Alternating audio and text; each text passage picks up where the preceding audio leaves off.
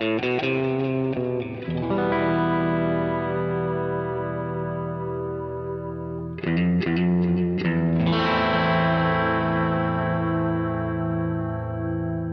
listening to Mark of the Maker. And this is episode 16.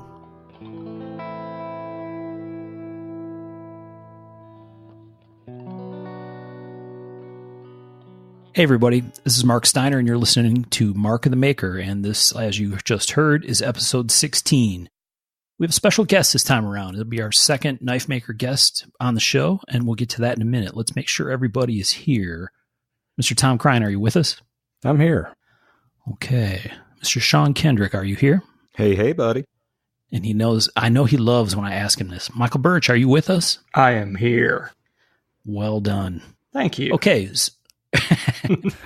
All right. So Tom is going to give us a little intro on our special guest here for episode 16. So Tom, take it away. All right. I'm looking forward to talking with our guest tonight. He's one of my very best friends and a super talented knife maker and designer. He's worked with companies like Boker, CRKT, Protec, and MKM of Italy.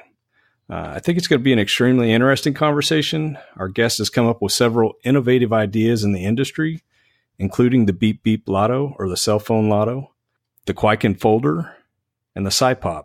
Please welcome Lucas Burnley. Hey, how's it going, guys? Hey, buddy. Wow. I'm going to have to mix in like a cheering crowd. Yeah, I felt like that a intro. like we should have stood up and thrown some roses at him. Yeah, I might be blushing a little. As well, you should be. I'd blush. Damn. Makes me feel like we should have a house band that should have been rocking that thing. Mm-hmm. Oh man, metalachi, heavy Yes. metal mariachi. Yeah. That would kill it.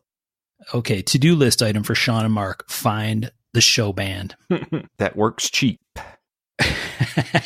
Extremely cheap.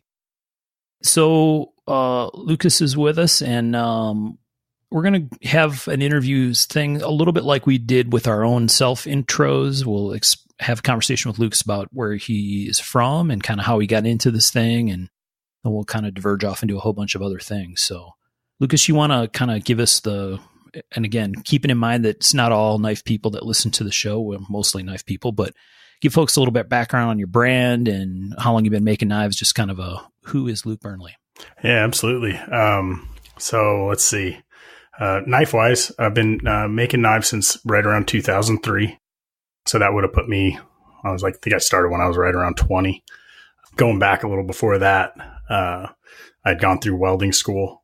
And basically, I started working in metal shops. I was working in a machine shop, and the first knife I ever made was kind of just being in that environment. I was around, machines, metal. I had a machinist that was kind of hanging out, and we were talking about knives, and he asked me if I wanted to build one, and that's how that first one happened. So from that point on, it's basically been pretty much full time. I had the luxury of starting when I was so young that I didn't really have any obligation. So I could be a dirtbag and work a lot and not make any money. You make it sound so romantic. I mean, it is. It really kind of is. It's funny thinking about it again. So I've always loved knives. Ever since I was a little kid. I grew up kind of in a non-traditional way. I actually didn't live in a house with running water until I was 12. And so I guess my parents were, I would consider them nomadic. So we spent a lot of time on the road, time out of the US, down in Mexico, Guatemala. And as a little kid, I just always had a knife on me. I was kind of, as I got a little older, I was always in charge of campfires and little camp duties and stuff like that. And I think that's where, like the utility aspect of a knife, kind of started to take hold. And one of the things that my family did was they'd like go down to Mexico, buy craft work and then bring it back up to the States and do flea markets. And so I got to spend a huge amount of time in different like swap meets and flea markets around the United States, which little kid with a couple of bucks in your pocket, like knives are basically everywhere. Yeah.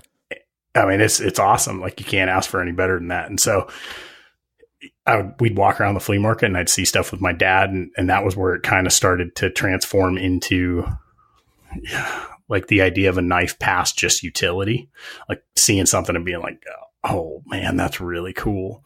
And then figuring out like, you know, how to get it, if it was a good value or if it just looked cool or what. So that's kind of where all of it started. Did you have like, movies or whatnot? You know, like a lot of us talked about in our past as kids, we watched movies with knives in them. Is that part of, you know, how you got a little bit of knives too, or just the pure utility of it? Absolutely. I would say that's like a little bit older probably, but I think if you're in our age range, like you watch movies, like you could not avoid that aspect of it. Right. And so yeah. I think I had listened to, Nick Rossi's podcast, and when he was talking about the movies, like him and I are right about the same age, and it's par for the course. Like you just get that visual. Funny, I was thinking about Predator the other day, and Billy's knife, and like how iconic that was. It was like a big Jack Crane, like kind of like Bowie machete type of thing, and that's indicative of like these like almost bigger than life knives that were in movies around that time period, you know? Dude, they were bigger than life. That knife was huge. Mm-hmm. Yeah. Right? But it was iconic. Yeah. And there was a bunch of those. I mean, he had like, what was like Viper or something with Stallone. I think like personal favorites would probably be maybe, so Predator, I'd say, Under Siege. The original Under Siege. Nice. Right? Oh yeah. Girders and Mad Dogs and kitchen knives. Hell yeah. That one actually started something in me that has never gone away, which I, to this day, think kitchen knives make like the most badass fighter around. Like geometry, 8-inch right. blade that's 2 inches wide, light and fast. Like I'm pretty sure it's because of that movie. Very cool. Yeah. So I remember you posting pictures, Lucas. So I don't know, it was probably on USN or maybe it was on Facebook some years ago of your family basically on the move, right? Or on the road. Yeah. Yeah. So we did a few things. So basically that we went through two of these as kind of as a house, and what it was a converted mobile library. So like, I'm sure maybe some of you guys remember them if you grew up in a small town, but if you grew up in a small town, there you go, man. So if you don't have a library in your town, basically the bookmobile roll through and you get a library for a little while. They go on to the next small town. And then after a little while, they come back through, you drop your books off, pick up another book. So my dad found those, and they just made like a really cool, I guess, you know, you'd consider it an RV. Like I didn't really have a concept of that when I was a little kid. It was just home, but it's like looking back on them, they're rad. It's like 40 feet long, 8 foot tall ceilings inside, just like a big metal box. And ours had, my dad put a Volkswagen logo on the front, which really, I think, twisted people up all across the country. That's pretty awesome. Yeah. So along with like the like going down to Mexico, doing things like that, my parents were, I guess you'd consider them pirate movers, right? So we'd like go to LA, right? And you hang out in LA, and my dad would run an ad in the Penny Saver and say like truck going east, space to rent, and load up furniture and head east. So from the time I was like little until I was about 12, that's what we were doing. Basically just going all across the country, and then they'd work for a while, and then they'd cut out and we'd go hang out somewhere cool and, you know, just kind of live off the grid. Check that out. So it's like, we'll turn wheel when we were taking something somewhere kind of thing. Yep. Very cool. What was the craziest thing you ever hauled? Do you remember anything? It's all furniture. Okay. I mean, and so basically what my dad would do is he'd just stagger it across the country. So, you know, somebody be getting dropped off in Phoenix. Okay, well, they're the last one on the truck. And then you go a little bit further in. Okay, you know, someone's going to Tulsa. All right, they're next. And then we'd end up in New York or something. And then we had family in Pennsylvania, so maybe we'd drive over to Pennsylvania. Cool. Honestly, I don't know how they did it. It was just my mom and my dad. And it's crazy looking back on it, especially having a kid now. Like I can't wrap my head around it. Right. Yeah. No doubt. Right. Times were a little different commitment. back then too. Indeed. Very much so. Well, man, let's back up a little bit. You really piqued my curiosity with talking about going to the flea markets and I guess stock shows and whatnot and seeing the variety of knives there. Do you remember any of the knives that stood out to you there? Were there any of those knives that really, helped you in your formative knife years, as it were? So it's kind of interesting. Like at that age, you don't really know what you're looking at. Right. And so luckily I had my dad along with me who's kind of given me a light direction, right? Like he wants me to learn what's good. Mm-hmm. So you've got, if you're, going to flea markets, like you've got the big candy tables, right? Mm-hmm. All the import stuff. And then you've got, some old bucket of tools and you're digging through that and you find a pocket knife and, what you're looking at as a little kid, like it's relative. So I wanted the stuff on the junk table, right? Yep. My dad did a pretty good job of kind of trying to hold off until I found something that had that kind of sex appeal, but was quality. So like things that I had, I'm trying to think like specifics. I remember one, I had a Techna boot knife. I remember those. Yeah, man, that thing was awesome.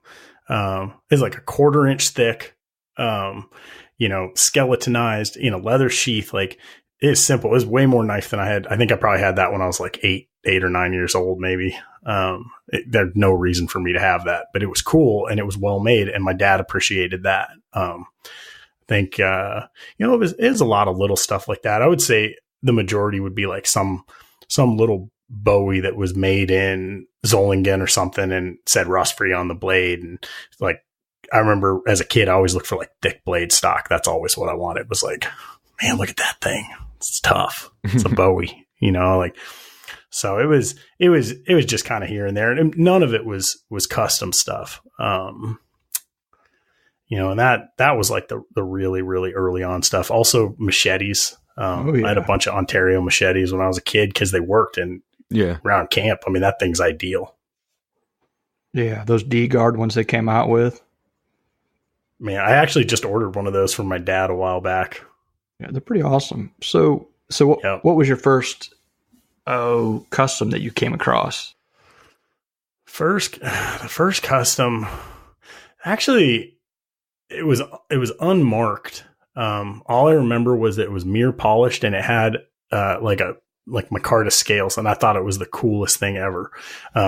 You could just tell that somebody had made it. And I really, really wish I still had that. I think probably I got that one. Maybe I was around 12. I have no idea what happened to it. So, yeah, that's way back though. Did that one sort of set you on that path of, so somebody made this? That's something that, put in your head. This is something that can be done, that I can possibly do. Supposedly my dad remembers me as a little kid, saying that I wanted to make knives. Mm-hmm. And I was trying to figure out when that was. And the only experience that I can remember that would have made an impression was we were living in Oxnard, California, and we were staying on a friend's property, and there was a guy there that did tree grafting. And basically we ended up in his shop and he was making his own grafting knives. Very simple fixed blades, but they were cool. They were micarta handles, and he put these like holes in the handles, and they looked like a knife, and that was the first time that I'd ever been around someone with shop equipment that was making a knife. And I think that kind of stuck. What was he making the blades out of? Do you remember? I don't remember. He actually modified the Techna that I had. I remember that because it was black coated, and I had him polish the flats or something super weird for me. But he did that. That's awesome. Put a mocha tie clip on it. Man, I ended up killing that knife. It was one of the first things, along with one of my mom's kitchen knives, that I modified. And that was I was probably about 12 years old. And I destroyed the Techna and I destroyed a Henkel's kitchen knife. So that's funny. I'm pretty sure I've still got some of my mom's kitchen knives taken apart in the shop somewhere. Oh man, I'm serious. They paid Sorry, for it, Mom. man. Yeah, sorry. I was going to put my card on them. That didn't happen. Yeah, I put pack of wood on a cold steel knife when I was much younger. Yeah, made that way better. I'm not proud. I loved cold steel. Oh yeah, who don't? Well, I mean, it liking the knives and liking corporate's two different things on that. Yeah. Totally. When you're a kid, though, you don't pay attention to that. You're looking at, like, I had I think it was like a Recon 5 Tonneau or something, and you're like, oh man, that carbon 5 steel, like it's really cool. Look at what they do in this video. So, well, yeah, they're still great. I just bought my kid one of the not the Spartan folder, but I don't know. Zach wanted one of the little folders, and I say little, they're not little. Yeah, we've got dogleg 5 or 6 of those things floating around the house, and a cold steel Bowie and all sorts of stuff. He was probably like, Dad, can I get a folder? You're like, I'm sorry, boy, but the folder shop's not open right now. Right? Damn. It's getting ready to be open, though. So when you guys kind of transition, it sounded like, Lucas, from being living this kind of nomadic life to actually settling down in a spot. Right. So yeah, I guess when I was about 12, we ended up in New Mexico.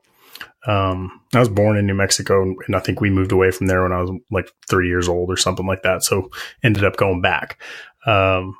Ultimately, I think at that point, my parents were starting to realize maybe that I needed some kind of stability, probably friends, things that the kids need. So we ended up in a little town outside Albuquerque, New Mexico called Placitas. And I use the term town very loosely. We had a gas station. And yeah, gas station and a post office. That was it. So yeah, we ended up there and, trying to think, just, it is an interesting time. Very, feel very fortunate that I actually made it out of that town. And I ended up moving out when I was 16 years old. Just kind of started butting heads with my dad a little bit, and wasn't enough space for both of us. So I left.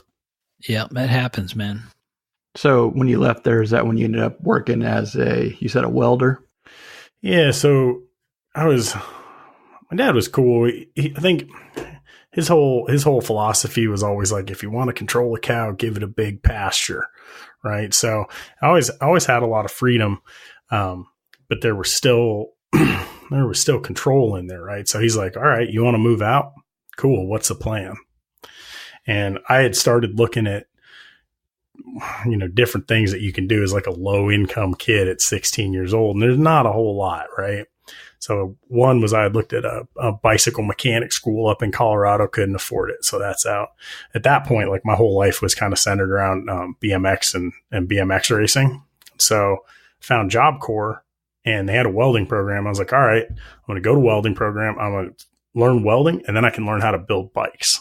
Nice. Yeah.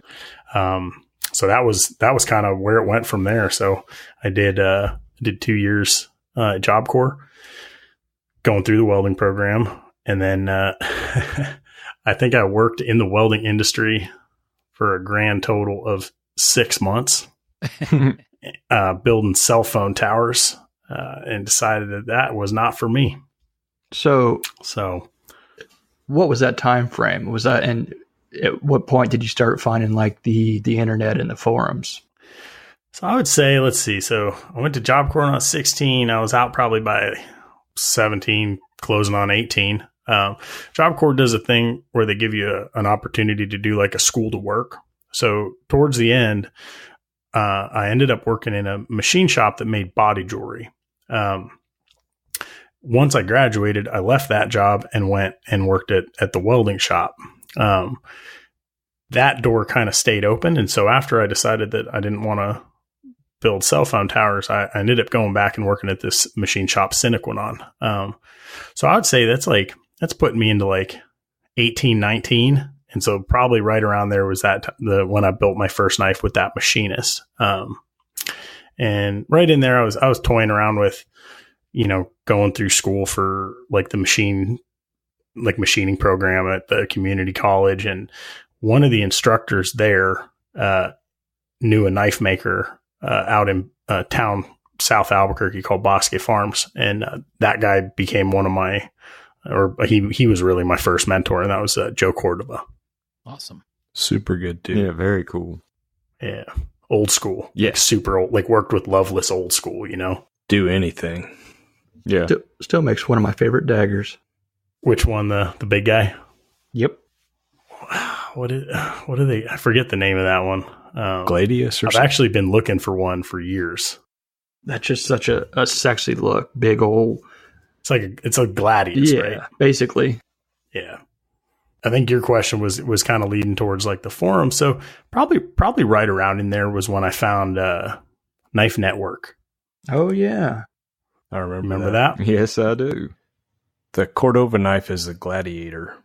Yeah, the Gladiator. We were close. There was one up on Arizona Custom Knives a while back, and I missed it. So I'll get one of these days.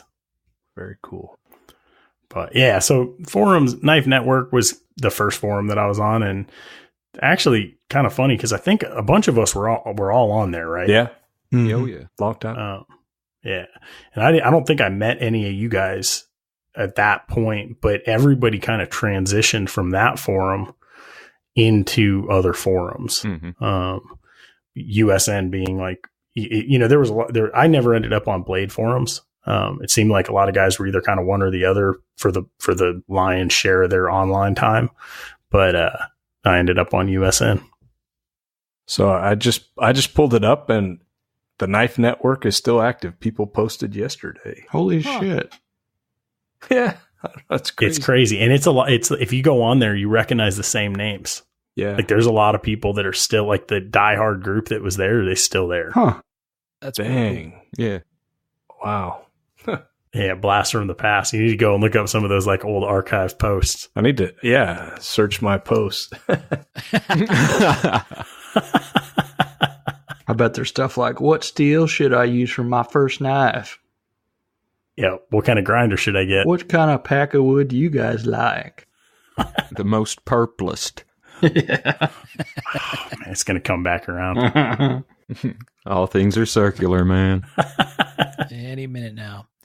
So, Lucas, this thing for you, like lots of people, kind of started out as a curiosity / hobby kind of thing, and then slowly transitioned toward being a real thing, or was it a more immediate kind of thing for you, more direct?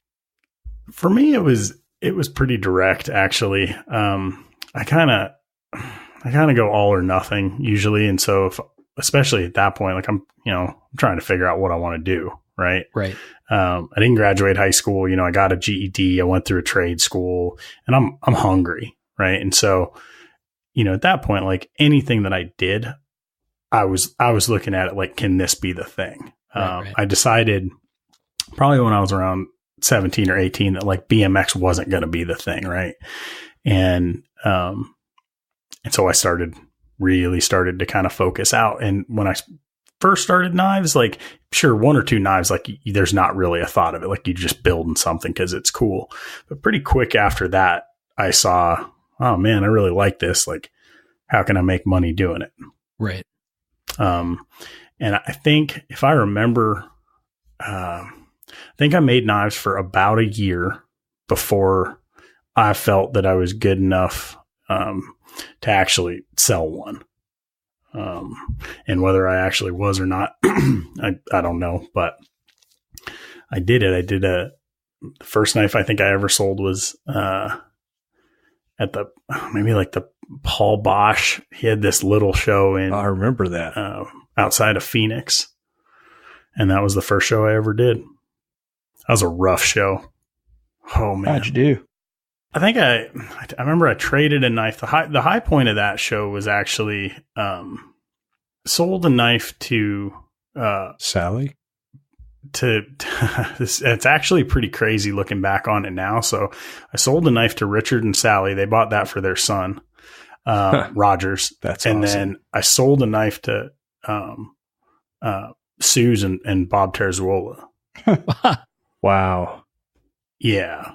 So that was, and to be honest, I mean, that show, there was more maker badges walking around than there was customers. Yeah. And, I drove my little beater car out there, and I'm sure they were being very, very nice and just making sure I had gas money to get home. Right.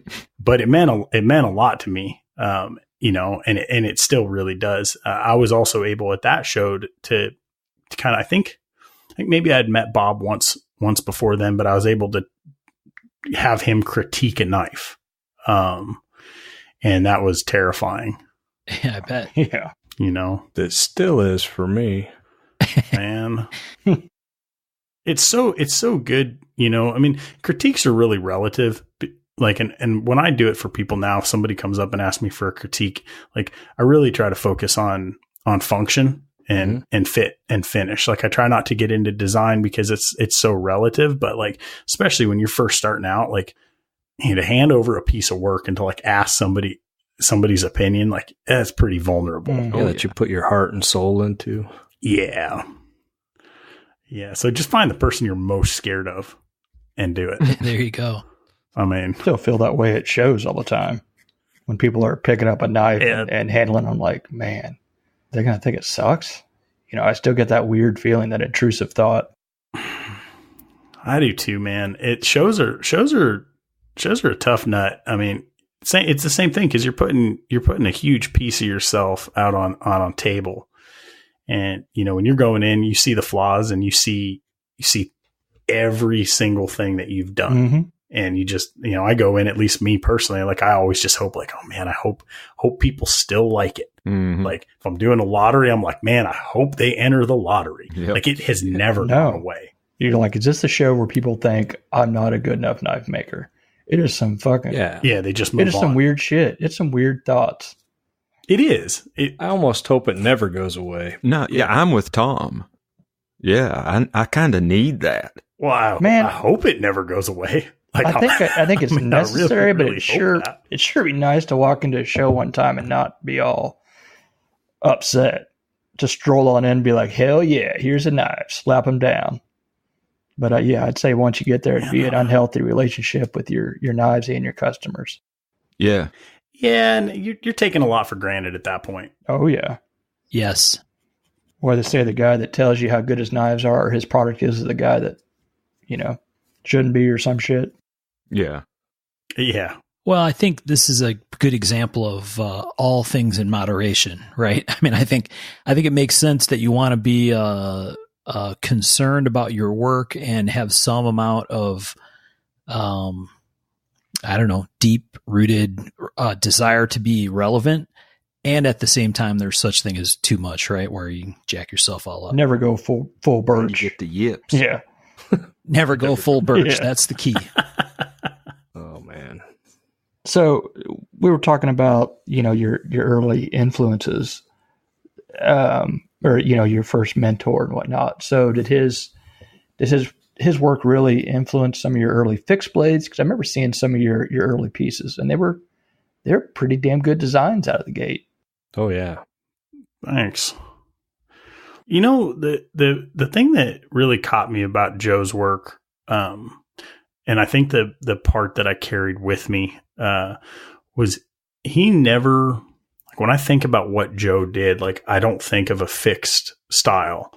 He was a master smith, but he did stock removal folders. He did, Loveless pattern hunters.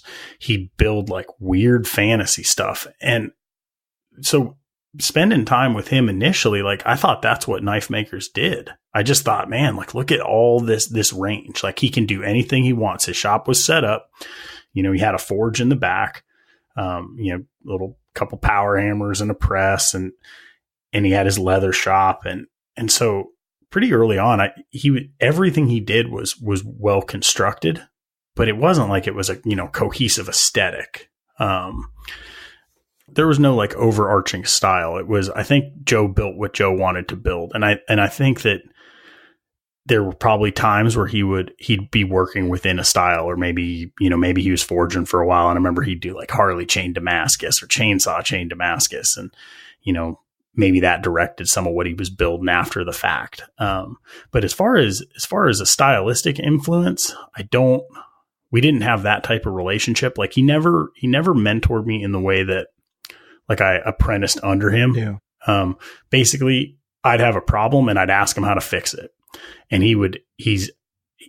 towards the end, I had a key to his shop, and a lot of my early blades were engraved at his place because he had a pantograph and I didn't, and he just gave me a key and I could do what I needed to do. I love the idea of being able to build whatever you want. Yes. You want to forge, you go forge. You want to make an art knife, you go sit at the bench and make an art knife or whatever. I love that range. It seemed like a lot of those guys. It's really hard. It seemed like a lot of the guys back then did that, though. There was a lot of them that did the loveless patterns, and maybe there was just a lot of orders for it or something, because it seemed like a lot of guys did it.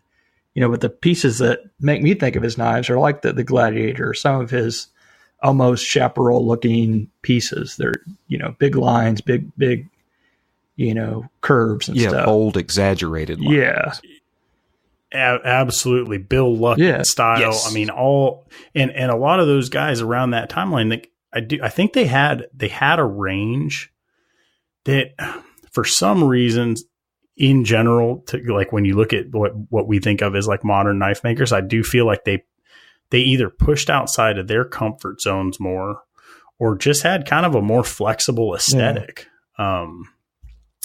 And why that is at this point, maybe it's some of the social media influence or our feeling that we need to have like a really set style, to be, kind of like relevant and traceable. I don't know, but yeah, cool stuff. No, I think you're onto something with that. I think it would be, kind of a paradigm shift with the changing of the guard, because those guys were probably looking at it as, I want to be a cutler. So I need to be able to make this range. And I think that was the mindset with a lot of those guys. Now I wonder if part of that was because of being part of the guild, and they wonder if they had to make some pieces like that and the rest was the stuff they wanted to build. Yeah, maybe. It also seems possible that, we're in a different world today, right? Where some brands like the ones you guys have, they're in such demand that, you can stick to one aesthetic and it works. And that's what people actually are after, it seems like, in a lot of modern day stuff, not jack of all trades things. But maybe in that time where they didn't have the same kind of crazy, I'm going to use the term crazy, ridiculous, out of control kind of demand scenario. Maybe it was out of necessity. Maybe that's the way knife makers needed to produce in order to actually put food on the table with a constant stream. It could be. That's an interesting thought, overarching, like, because of the focus that we have on our work, we can, and so the demand starts to outstrip the production. Yeah, maybe back then it was just purely like connecting with clients, and you've got way fewer knife makers overall. So if you can have one guy do 3 or 4 different things really well, you just, quadrupled your customer base. That's like pretty amazing. Right. Huh. I'd never thought about it like that, but I think that's pretty good. We need to get some of those guys on here at some point and just ask them. I'd love to hear what they actually say about some of this stuff. No kidding. Like, yeah, where the hell did this come from? Like, yeah, what was the impetus behind this market turn? Yeah. Yeah. Interesting stuff. So he was more of like, sounds like he wasn't so much of a design mentor as he was a functional skill mentor. Is that a fair way to say it, Luke? Yeah, absolutely. So like looking back, when I first started, I was into these really big, like flowy grinds. And the first grinder I had, I was thinking about this, recently for some reason. I've still got the grinder. I bought it when I was 17. So right when I got out of Job Corps, they give you like this little, like, I don't know what they call it, like a rehabilitation fund or something, right? And you're supposed to like go buy work clothes and, a pair of boots or something. And I took all the money and I went and I bought a Bader B3 grinder, right? Solid investment. Yeah, mm-hmm. I like to think so. I think that was a good move.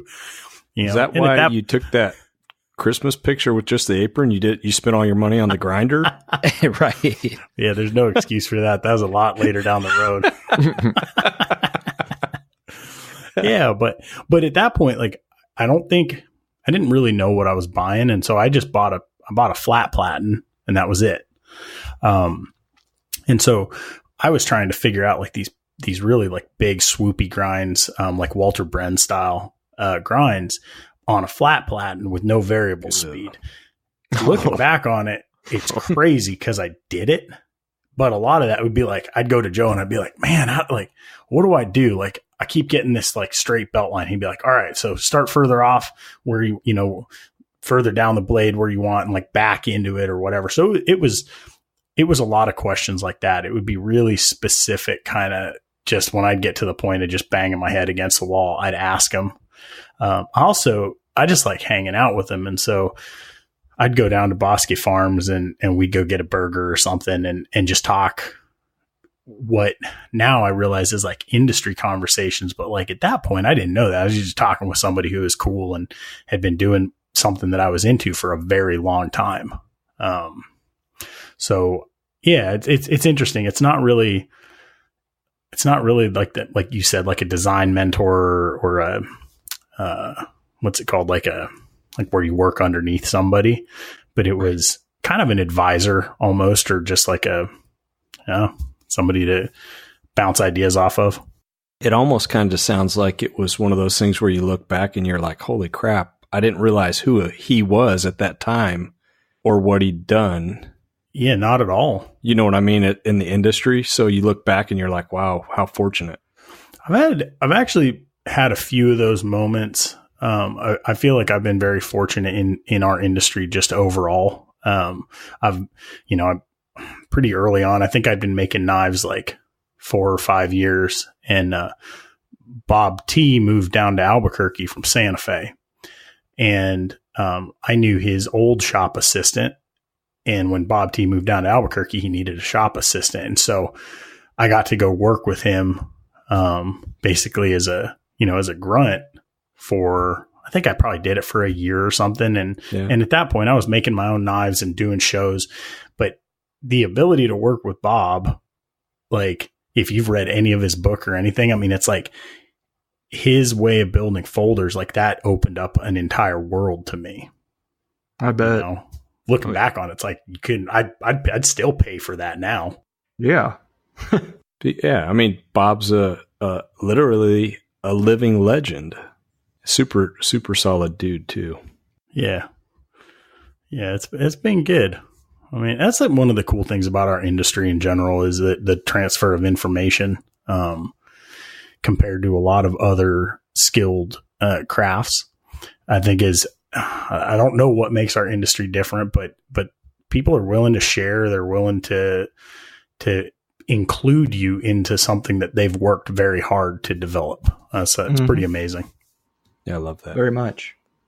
Yeah, we've talked about that a little bit in some of the earlier episode stuff. That's that concept, and the whole knife community term or phrase starts to feel kind of played out and overused. But in the end, that's what that really is, in my opinion. Right? I mean, on the maker side anyway. And I mean, obviously, when you get into the whole interaction with people at shows and being this nomadic group of people that happen to show up at the same place in the same city all around the country several times a year, okay, that's the overall knife community thing. But from a maker perspective, that's really what it's all about, right? Is bringing one another along and learning from one another, and everybody wins in those situations if things go the way they should. Right. Yeah. Better you do it together and it builds everybody up stronger. Yeah. I've never really thought about this, but like, do you see that on the collector side as well? I would say, yeah. I honestly, that's one of the things that, I talked in my intro episode about the first couple times I went to USN get-togethers, just local stuff with local knife guys that I had met through USN. And that's very much what that was all about. That was, a group of people that are not, guys would bring knives to show off and talk about and say, hey, look at this cool new thing I got. But, I was always I was always pleasantly surprised by much more experienced collectors being very patient and helpful in trying to teach me some things about, hey, here's the thing that I have that I like, and here's why I like it. Maybe you'll like that too. You know what I mean? But also very accepting of the fact that not everybody likes the same stuff, right? Some guys like fixed blades, some guys like folders, some guys like tactical stuff, some guys like dressy stuff. And it's all, I don't know, it was a very cool feeling. It is very cool. I think to some degree, or to a different version of it, you see a lot of the community when someone gets down or someone loses something or whatever. It seems like the collectors and makers and everyone kind of come together and help. I think that's a big part of the collector side. That's good Absolutely. to see. Yeah, makers too. Well, I'm saying, it's from that side. It's rally. Yeah. The maker's part is usually to make something for that stuff. Right. Or for each other. Which just since I'm on a mic right now and I can do a PSA, like if you're a knife maker or you're a craftsman and this is how you're paying your bills and like taking care of your family, like you don't have health insurance or disability insurance or life insurance, like you need to check your priorities. Yep. It's just part of business. You got to pay to play. Yeah. Kind of scary stuff. Yeah. Scary stuff. I think that's a great point, Luke. If you're going to run a business, like we start this as a hobby, then we kind of forget when it turns real serious and into a business that we need to do real business things like the insurance and the things like that. And I think people need to realize it's great when the community helps, but it shouldn't be a crutch for, or poor decisions. Yeah. Or a substitute for having business insurance, and things like that. We have to be responsible for what we're doing. Absolutely. Yeah. Accountability. Yes, very much. But I mean, it's great. I think it's awesome that the community reaches out and helps. I really do. It's a great thing that we've done 100%. In the past and continues to do. But you still got to take care of your own stuff first. That is your priority, is to take care of your business. Well, and Michael, like you said, we all start out kind of as a hobby or part-time. And I think, maybe this is a good transition point to ask Luke about, when he went full-time. Because I know for a long time in our relationship, Luke was part-time doing other stuff. And, maybe you can talk about that transition, Luke, about going from part-time to full-time and thought process and all that. Sure. Looking back on it now, like I actually think I went full-time twice is kind of the way that I see it. So from the time I was 19 until the time I was 28, I basically moonlighted as either a bouncer or a bartender, bar back and then into bartending. And usually it was 1 or 2 nights a week, but it was great in the early days because it gave me a consistent, I knew there was some money there I could pay my rent. Right. Yep. And towards the end, I was bartending 1 shift a week and maybe I brought home $300 from that shift. And just having that security blanket, was awesome. And the decision to really just focus on knives at that point, I mean, basically, even when I was working at the bar, I think the most I ever did was 3 nights a week, and that was in my early 20s. I'd get home at 4:30, and I'd be up the next morning, and I'd be in the shop. So I always worked full-time hours, but I don't look at it as full-time income because I had that little bit of a safety net. So 28, I basically decided, all right, bar life is not doing me any favors right now. I really wanted to kind of refocus, and so I stepped off. Looking back at it now, it was still me single. I owned a house. Well, I didn't own it, but I owned it. I still owed on it. Right. And so it was a very low impact. Like I know I had to make X amount of dollars, but I didn't have anybody accountable to me. In a way, getting married and having a baby was like going full time all over again. Because what that meant to be full time and to put my family's fate in something that I've built, the pressure changes. And that's something, I mean, you guys know that fully. You had kids way before I did. And so I'm the new guy in that regard, but it's, there's a lot that you have to take into account with that decision. 100%. It becomes a lot more real when, like you said, other people depend on your success. When I think it even, I mean, after the family, like for me right now, I've added another employee, and it's just like now I have that responsibility too, because it's like not only am I responsible for me and my family, but now I'm responsible for someone else's family too, and it's just like, oh, right. I mean, I mean, I got to make payday every week, and if somebody's not getting paid, it's me. Yeah, it's kind of crazy. Now, Luke, do you have any employees? So as of right now, and we just moved and everything. So I've had one employee kind of off and on for probably like 6 years. So I had a woman named Michelle that worked for me, and she basically worked in the office. So she took care of all the shipping. She did emails. And that was one of the best decisions I ever made. Now it's just Maddie and I. And Maddie basically is in that role.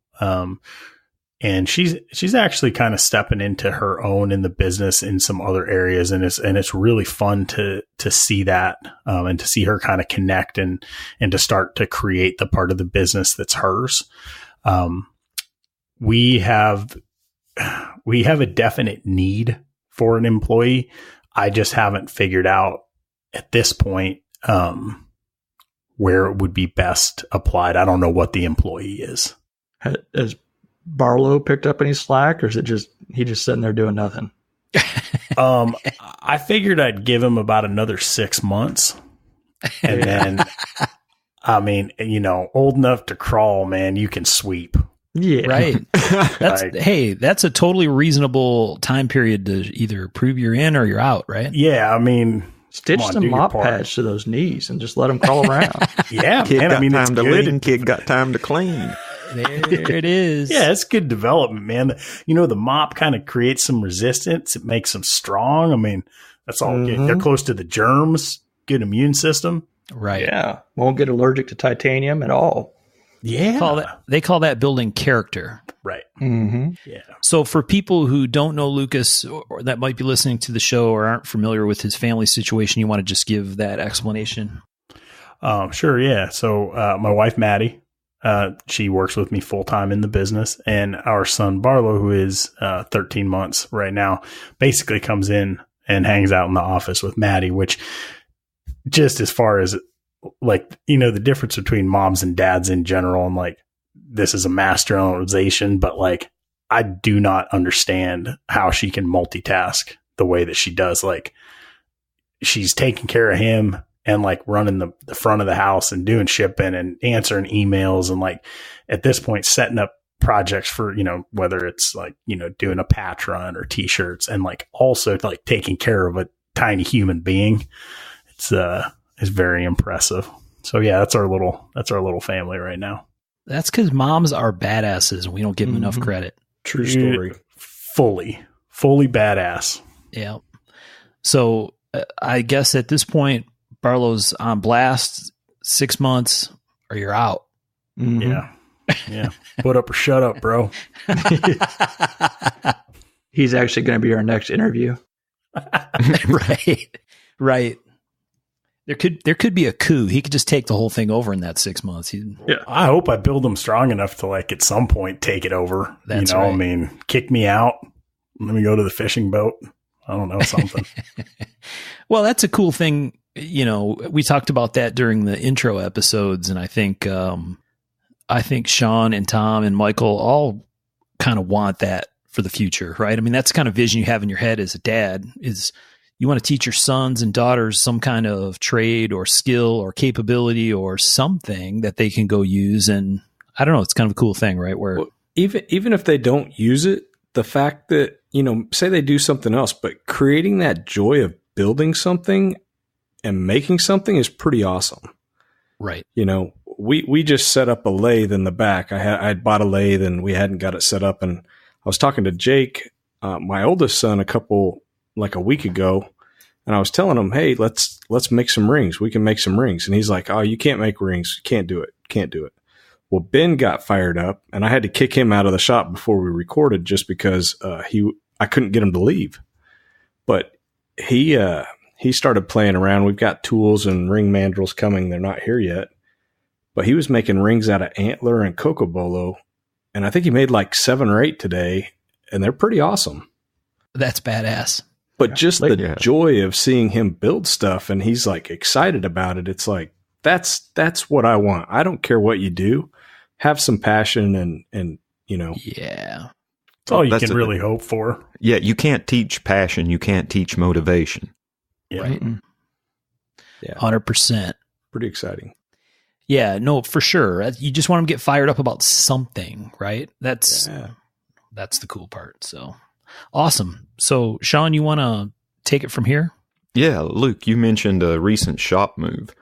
Man, how traumatic was that? Because I know at this point, I do not want to move my shop.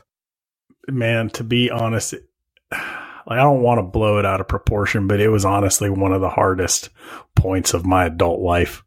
And it's not just moving. It wasn't just moving the shop. It was basically just a year, like a cyclonic year. We got married in October and got pregnant properly, like the next morning. And then they call it immediacy of action. I think. Yeah, there was no delay. So basically, I'm trying to think of what the timeline was. We moved when Barlow was 3 months old, but in that time, we also made the decision over Christmas that we were gonna move. And this is the way my life has seemed to work out a lot. And I don't know if it's something that I'm creating or reacting to, but we like the kid thing. It basically came down to Maddie and I were sitting there talking, and it was like, well, we're gonna have kids in the next few years. And it's like, yeah, I'd like to. And I was like, all right, well, let's just get it done then. And the move was kind of the same way. We were out here visiting Maddie's folks for Christmas. And I said, if we ever want to move out here, I got to know if there's shop space.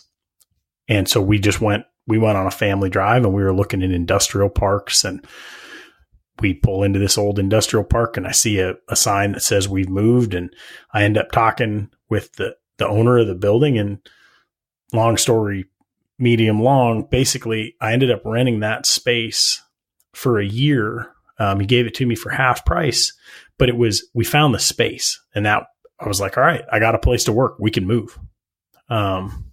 So fast forward into the year, we basically, we got through having the baby and Blade Show.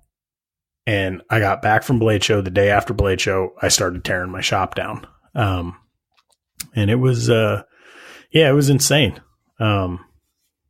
Basically we did 2 trips. So me and a buddy, we physically moved the entire shop with the exception of the CNC machine.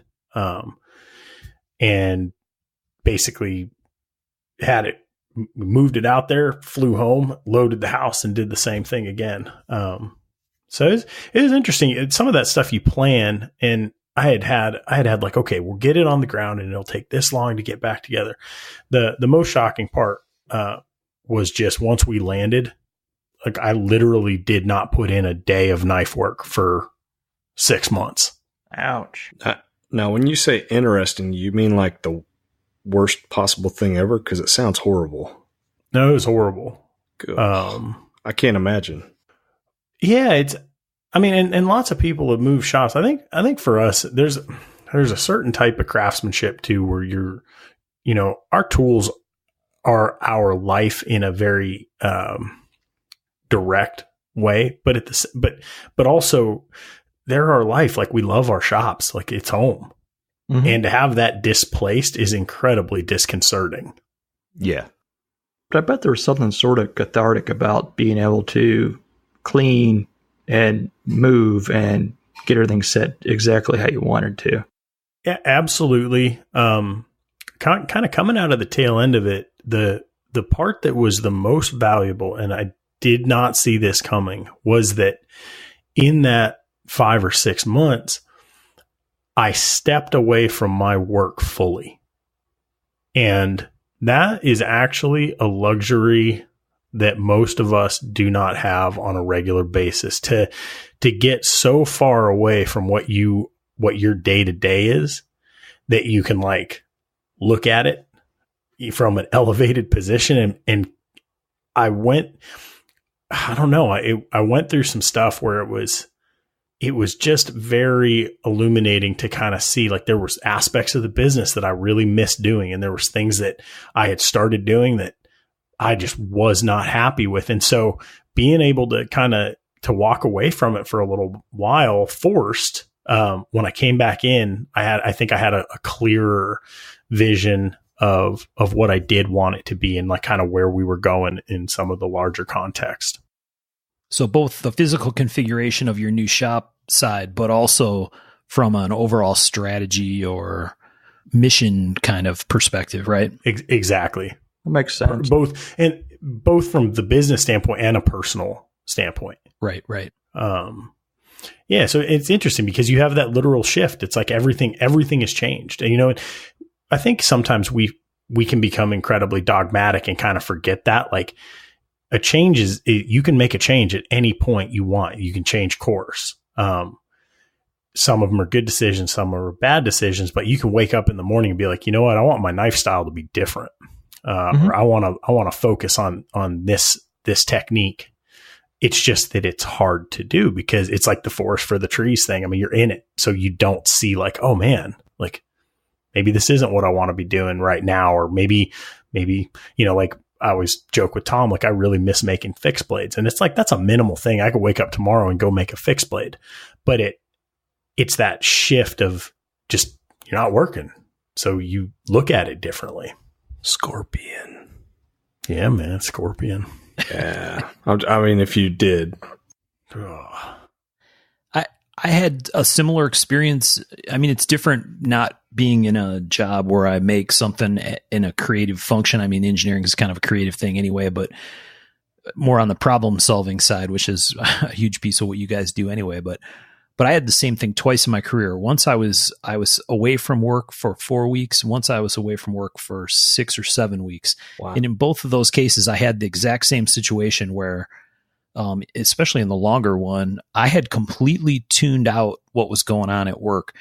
And when it was time to go back, it was hard because it was like, okay, I got to get my head together here and get back into this.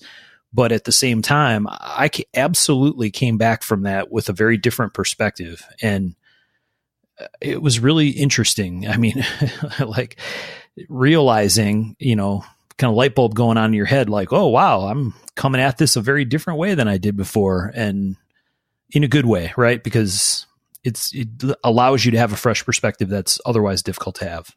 Absolutely. Well, we do this like with our heads down and just like we're always behind on stuff. We don't really stop to think too much. We're just like, oh shit, I got to get this project done and this one done. Bills are coming for this and that. It's hard to step back and exactly and take a breather for just on where you're going. You just took a vacation to Florida. I just got back, and I don't know about you, but we were gone for like 6 days. It took me like 2 or 3 to kind of get in the groove on vacation and not be thinking about the shop. It does. You were able to? And well, I still researched a lot of CNC stuff, and I watched a ton of YouTube videos about CNC stuff. But, as far as like the daily, what's going on in the shop, and it let me, I only got a few days, but I still came back with a lot of ideas, and it kind of recharged me. So I can imagine 6 months, 5 months. Wow. Yeah. Yeah. Well, I believe the saying is short retirement or just sweet return. And I believe that holds true. There you go. Yeah. To Sean's point, right? I think it's different for everybody, but on that recharge thing, for me, it's 4 or 5 days usually, you know what I mean? So it's almost like I have to take a 2-week vacation if I really want to chill for a little while. And some of it that's personality and some of it's the kind of work you do. And some of it has to do with how much stress you had leading into it, but it's a universal thing, right? I think it applies to probably just about anybody in any job, but it's a healthy thing. And I think there's sometimes, this took me a long time to figure out for myself, but sometimes there's a very self-affirming thing to it as well, right? I mean, this gets off into psychobabble land, but the idea when you do return and you've had some time to clear your head and you're committed to doing what you're doing, that's a very cool feeling. Dude. Right. Yeah. It's very motivating. I'm fired up right now. It's kind of crazy. It's like I'm pumped. Well, I mean, I was gone for a week and I came back and I'm fired up. I'm ready to work. So it's that little, well, it's funny too, because if you look at, I mean, for a lot of us, like we start doing this and we literally build a reality, right? Like you have this business, you have this skill set, you have this craft, and it's good to step back sometimes and just to like make sure that it's like you've been really good to it. It's good to step back and make sure it's being good to you, you know, and that, in all honesty, having a kid really, really helped me kind of see that, even more so than being married, which hopefully, honestly, will help my marriage as well. Just because I realized, like, man, like this obsession, which for me is a big part of what it actually is not the end all be all most important thing in my life. And sometimes it's good to be like, man, can you walk away? Like, can you leave it for a few days and be cool with that? Or do you feel like you always have to be in it? And I go back and forth. Like I have days where I just can't get away from it. And I have, you know, if we're on a family trip or something where I'm on my phone or I'm doing research, and there's always going to be that part. But I think if you have the realization of it and you can at some points kind of just set it down and step away and enjoy the other aspects of your life, I mean, that's letting it serve you well, because you built that flexibility into a business. Yeah. Sometimes it's people tough. get offended when I put it this way, but it kind of goes down to being honest with yourself.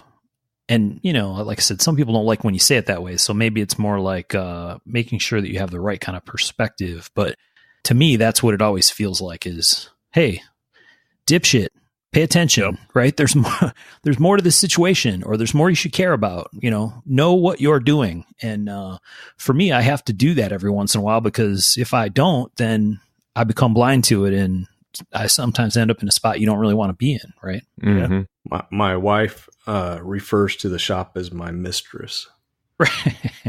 Yeah, man. You know, hey, a mistress that pays your bills is a pretty good mistress. I'm pretty sure I might even be able to get a hall pass if I could find one of those. Not too shady. They call that a sugar mama. Yeah. Yeah. So one of the things I was going to ask about here, what about this 365 design project thing? It seems like that's one of those things where it's kind of a keep things fresh, mind expansion, whatever you want to call it, kind of a project. 100%, man. So the 365 actually like goes pretty deep. So I'll try to explain it like in a way that hopefully makes sense and tracks. But that was Maddie's idea. And that definitely came out of one of the periods where I was like being really hard on myself. With what we do, there's certain levels of kind of success that you'll attain, or like the success of a project or something, and you get really tied into that. So one of the things for me that was like that was the Kwaiken, right? The Kwaiken flipper. It hit at a point where I was just learning CNC, so I learned how to make the Kwaiken, but I wasn't good at doing updates and doing new designs. And so I was just running. I was running Kwaikens, and it was what people wanted. And I don't want to say, not towards the end, but there was a point where there was some years where that was like my primary output was variations of the Kwaiken flipper. And right. And I was feeling underneath it. And I was, it's like with social media, like you look around and you see everything that everybody's doing, and you're like, man, like, why am I not this good? Why am I not progressing? Why am I not? And I think I was probably, venting to Maddie one night, and she was like, look, like, here, try this. She's like, draw a knife every night. Just draw a knife. And I was like, that's stupid. like whatever, and I thought about it and I realized it's like a good challenge and I like a challenge. And so I took her up on it.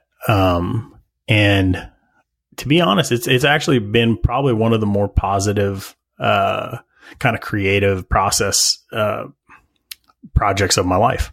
It's really been a lot of fun.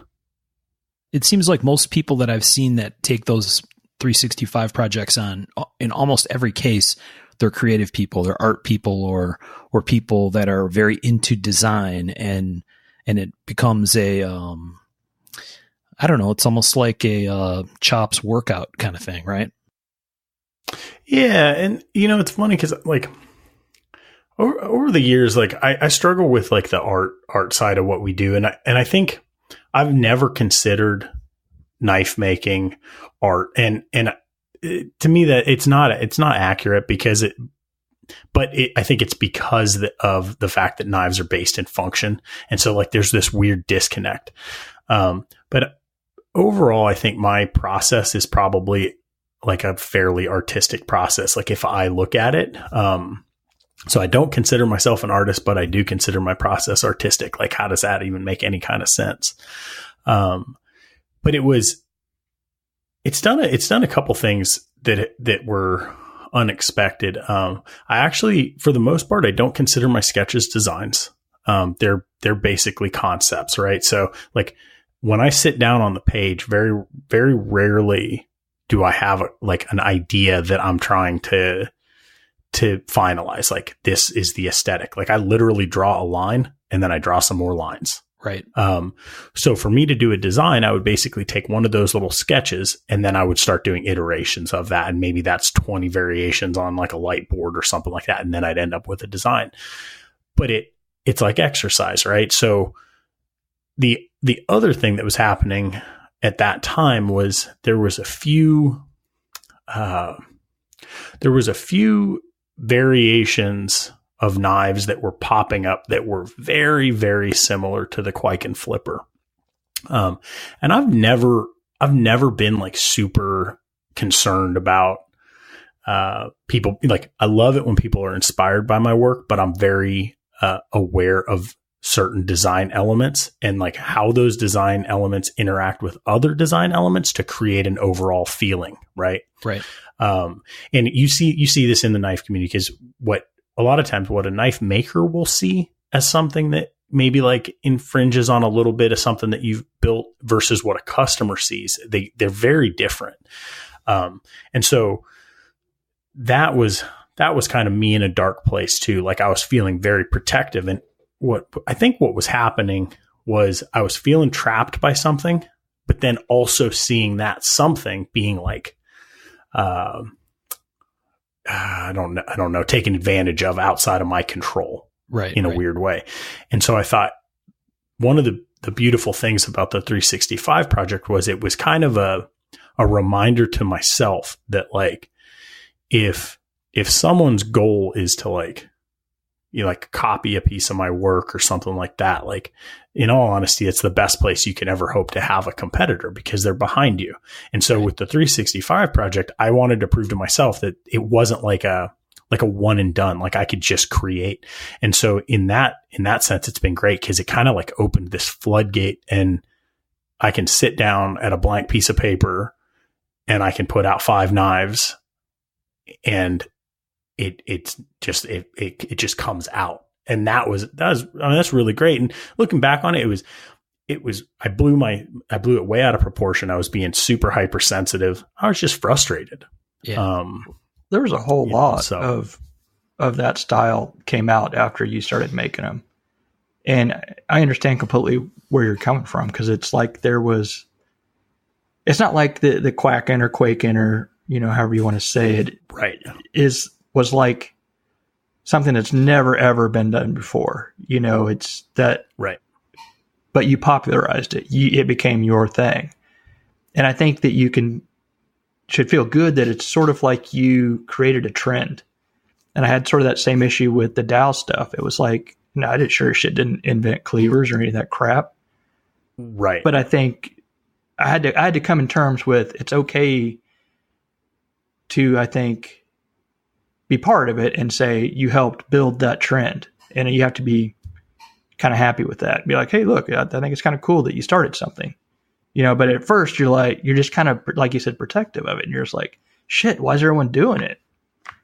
And it's right. And it's totally fear-based. It is. It right? really is. You're You're like, no one's going to, it's how am I going to be relevant? Well, there's a little bit of egocentrism to it also. I mean, I know where you guys are coming from, but there's very much it's a weird dynamic. That's a fact. Right. Anxiety, Absolutely. Fear, insecurity, all that shit wrapped up in it. But you have to cut. Well, and totally arrogance, yeah. Yeah. And complete arrogance. I mean, realistically, that I don't know that I'd use the word arrogance, dude. If you design something and other people copy it and you get upset a little, I don't know that that's arrogant. I mean, you're just being proud of your design. It's hard because it's not, this is one of those things where it's not, arrogance is like a negative copy. connotation. Right. Sure. It may be a negative connotation, but essentially like it's like people say like, oh, like everything in knives has been done. Like every line's used. And like, that's pretty accurate. I think like a lot of times it's the modern context of ways that design elements are used. Right. And like we have created styles that are fairly recognizable, as your own. Like I am inspired by people's work constantly. Right. Like, but I think the mark of a high level, craftsman or designer is that you're able to take all of these inputs that you see and like love what you're seeing. And like what you really want is you want to make that exact same thing because it's beautiful. But when you run it through your filter, it comes out and it's yours. Yeah. Like that's beautiful. And so sure, in retrospect, like it was, it's fear-based and it's all of these like kind of negative things. And in no way did it affect my business or anything else, but that's a learning process. And that is something that when you look back and you're like, oh, cool. Like I made a ripple. Like that may be the only ripple that I ever make. And maybe no one ever remembers it. So it did affect your business, but in a positive way. Sure. But I think some of that also comes with like, what does that literally like mean? Like girl knife? What does that stand for? Actually, so it would be like naming a knife the Bowie. Okay. Right. So like I think the whole idea with the Kwaiken was it was like an 8-inch blade or a round or like an 8-inch overall knife that was like carried inside of a kimono, and it was like kind of defensive and kind of utility, and it was a fixed blade. Right. So, and like I had the origin of the Kwaiken is like, for me, is pretty well documented. Like it started as a fixed blade, and Boker came and asked me they wanted to do a collaboration. They couldn't figure out how to do the cord wrap. They came back, asked me how to do a folder, which I thought was like the worst idea in the world because the Kwaiken was such a simple design. And it progressed from there, but it was, it's a series of design language essentially. So it's funny because at this point, I guess that would be like in my career to this point, like that's like my iconic design. Very much. Your flagship. Yep. But it's not in the name. It's in the application of the design. Well, what I'm saying is, and it's not anything crazy. The name I think didn't help because it's, a name that's been used. So it's hard. It was probably harder when you saw people name theirs that, and you can't be like, exactly. And I had that problem with Dow because Dow just means knife. It's like, I mean, shit. I couldn't do anything. Well, that's where this conversation kind of, I don't know, it's kind of a diametrically opposed thing. On one side, that we like where we started this whole loop of conversation was on the point of kind of an enlightenment project, right? A self-awareness project to realize I shouldn't take this so personally necessarily, right? Or I'm not a one-trick pony. Mm-hmm. I have more in me than that. So it's easier for me to deal with it. And on the other side, we talked about this last episode, even from the naming perspective, but the design element thing is a huge piece of what makers, in many cases, rightfully get pissy about, right? Like, hey, man, don't bite on my game. And there's a very fair point there that, goes back to mutual respect and some other stuff and conversations between makers to make sure they're cool with one another and lots of other things. But I don't know. It's kind of I think I can rectify those two perspectives in my head, but not everybody can. And it's kind of a complicated thing. Yeah. It's shades of gray. And because of how tight knit our community is, you've got a few elements that play. So you've got customers who are very loyal.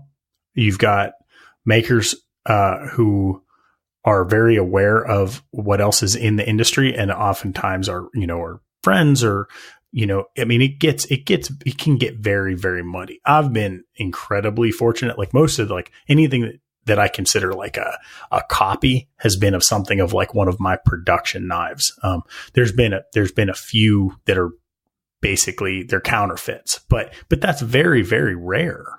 And when people come into our industry from the outside, like the quick thing that they ask is like, oh, is that like copyrighted or is that patented? And like the fact that we're in an industry where that is not like the go-to answer, where you kind of for the most part, self-regulate and are like, no, like I know that style, like that style is like something this maker is like working in and like is building, like inspired by it, but I'm not going to like fully copy it. That's amazing that people are even self-aware enough to do that to I would say like the majority extent. Right. Sometimes I feel like that balance is tipping though. Some days. And those are the days I need to just get off social media. Social media is tricky, man. It's like anything. It's a very, very strong tool, but it has some serious downsides. It's a black hole sometimes. Yeah. So Luke, we kind of started out talking about how you got into this thing and about influences, and then we spent a bunch of time talking about design, and you have a bunch of production deal stuff that's in place and you're in a designer role for those. At this point, how do you see yourself? Do you consider yourself more of a knife maker or more of a designer or somewhere in the middle, or what do you think? So I've never considered myself a designer, which I guess at this point by default, like I can claim that a little bit, but like, I'm not designing things other than knives. I'm a knife maker. That's what I consider to be my craft and what I've worked to build a skill set in. The way that I look at the factory designs at this point is basically an extension of that. Like if someone's outside of the industry, I always explain it as kind of like a shoe deal. Like I consider myself a very middle of the road, knife maker in terms of like my skill set, right? Like I have just a huge amount to learn. And so I think that some of the factory collaboration stuff, the way that I see it is some of it's based on visibility and like the demand that I've built for my work and also the reputation that I've built in the industry. On the custom side, I've always tried to really, take care of my customers. But on the industry side, like I've tried to be a good asset to the industry and I try to, how to phrase this, like, I focus more on like the relationship building aspect of collaborations a lot of times than the design itself. Like my goal is not to like get more designs, more collaborations. It's to build interesting relationships. Yeah. Well, in the end, it's a people thing, right? All that stuff is, I don't know. Even what I do for a living is I always tell new engineers or new people to my world, learn the people, start there, right? I mean, yeah, you already went to school for all the technical piece of it. Figure out how people work and that's the magic. That's the dance that has to happen to make this all work. Well, it's the hard part. People are the hard part. Like a good design, like there's millions of good designs. Like there's like a design that's like the way that I look at it, at least, like that's one of there's value in it that I provide it to a company, but that's that has to be a smaller component of the overall relationship, right? Because like you can go online and find good designs or find a designer who will submit a 3D rendering or whatever. And it's all the people. And it's the hardest side of it, especially I think for like, if you're talking about engineers or you were talking about like, programmers or you're talking, knife makers, like a lot of us like that, the human element is maybe not like the primary drive of why we got into doing what we're doing. So it's a learning, there's a learning curve. Yeah. Now, so do you think you have a very prolific, involvement on the production side of things. And we'll talk about a little bit more about that in a few minutes, but the people piece is a huge thing. And do you think, in this, at the risk of sounding weird, but the like kind of nomadic thing that you did with your family when you were very young, those are very formative years, right? Do you think the reality of living a life that's kind of relies on having a significant amount of hustle in your game, it influenced your appreciation for that aspect of business and what you're trying to do now? I would guess that by default, there's a good amount of that. I am in a lot of ways my father's son, and I don't want to call him a hustler. Yeah, it's got a connotation. So that's why I hesitate to use it. But right, and like one of our like brand slogans is hustle and grind. Like when I say hustle, I mean hustle, not to be a hustler. Right, right. But to work with an expedited focus, maybe. And my dad, he's got the gift of gab, and he was a wheeler dealer, and growing up at flea markets and doing those kind of things where you're having to work within a relationship at kind of a sped up pace. And I mean, really, if you look at it, like even being a kid, like if I show up at a playground and I want to like have a friend, I'm doing that inside of an hour. Yeah. So I've never really thought about it that way, but yeah, maybe that played into it some.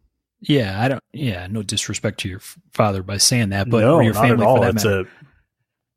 I just think it's a good insight. It's like a drive thing, right? Not everybody has that kind of drive. People that were certainly, I was raised in an environment where I was very static, right? There wasn't that same kind of thing. And so for me, I was always taught things about working hard and putting your best foot forward and giving it 100% and those kind of things. But to me, it feels like there would be an added dimension there when your livelihood or your life really, right, is kind of revolving around a situation where, like you said, you drop anchor somewhere and you're out trying to, put food in people's mouths.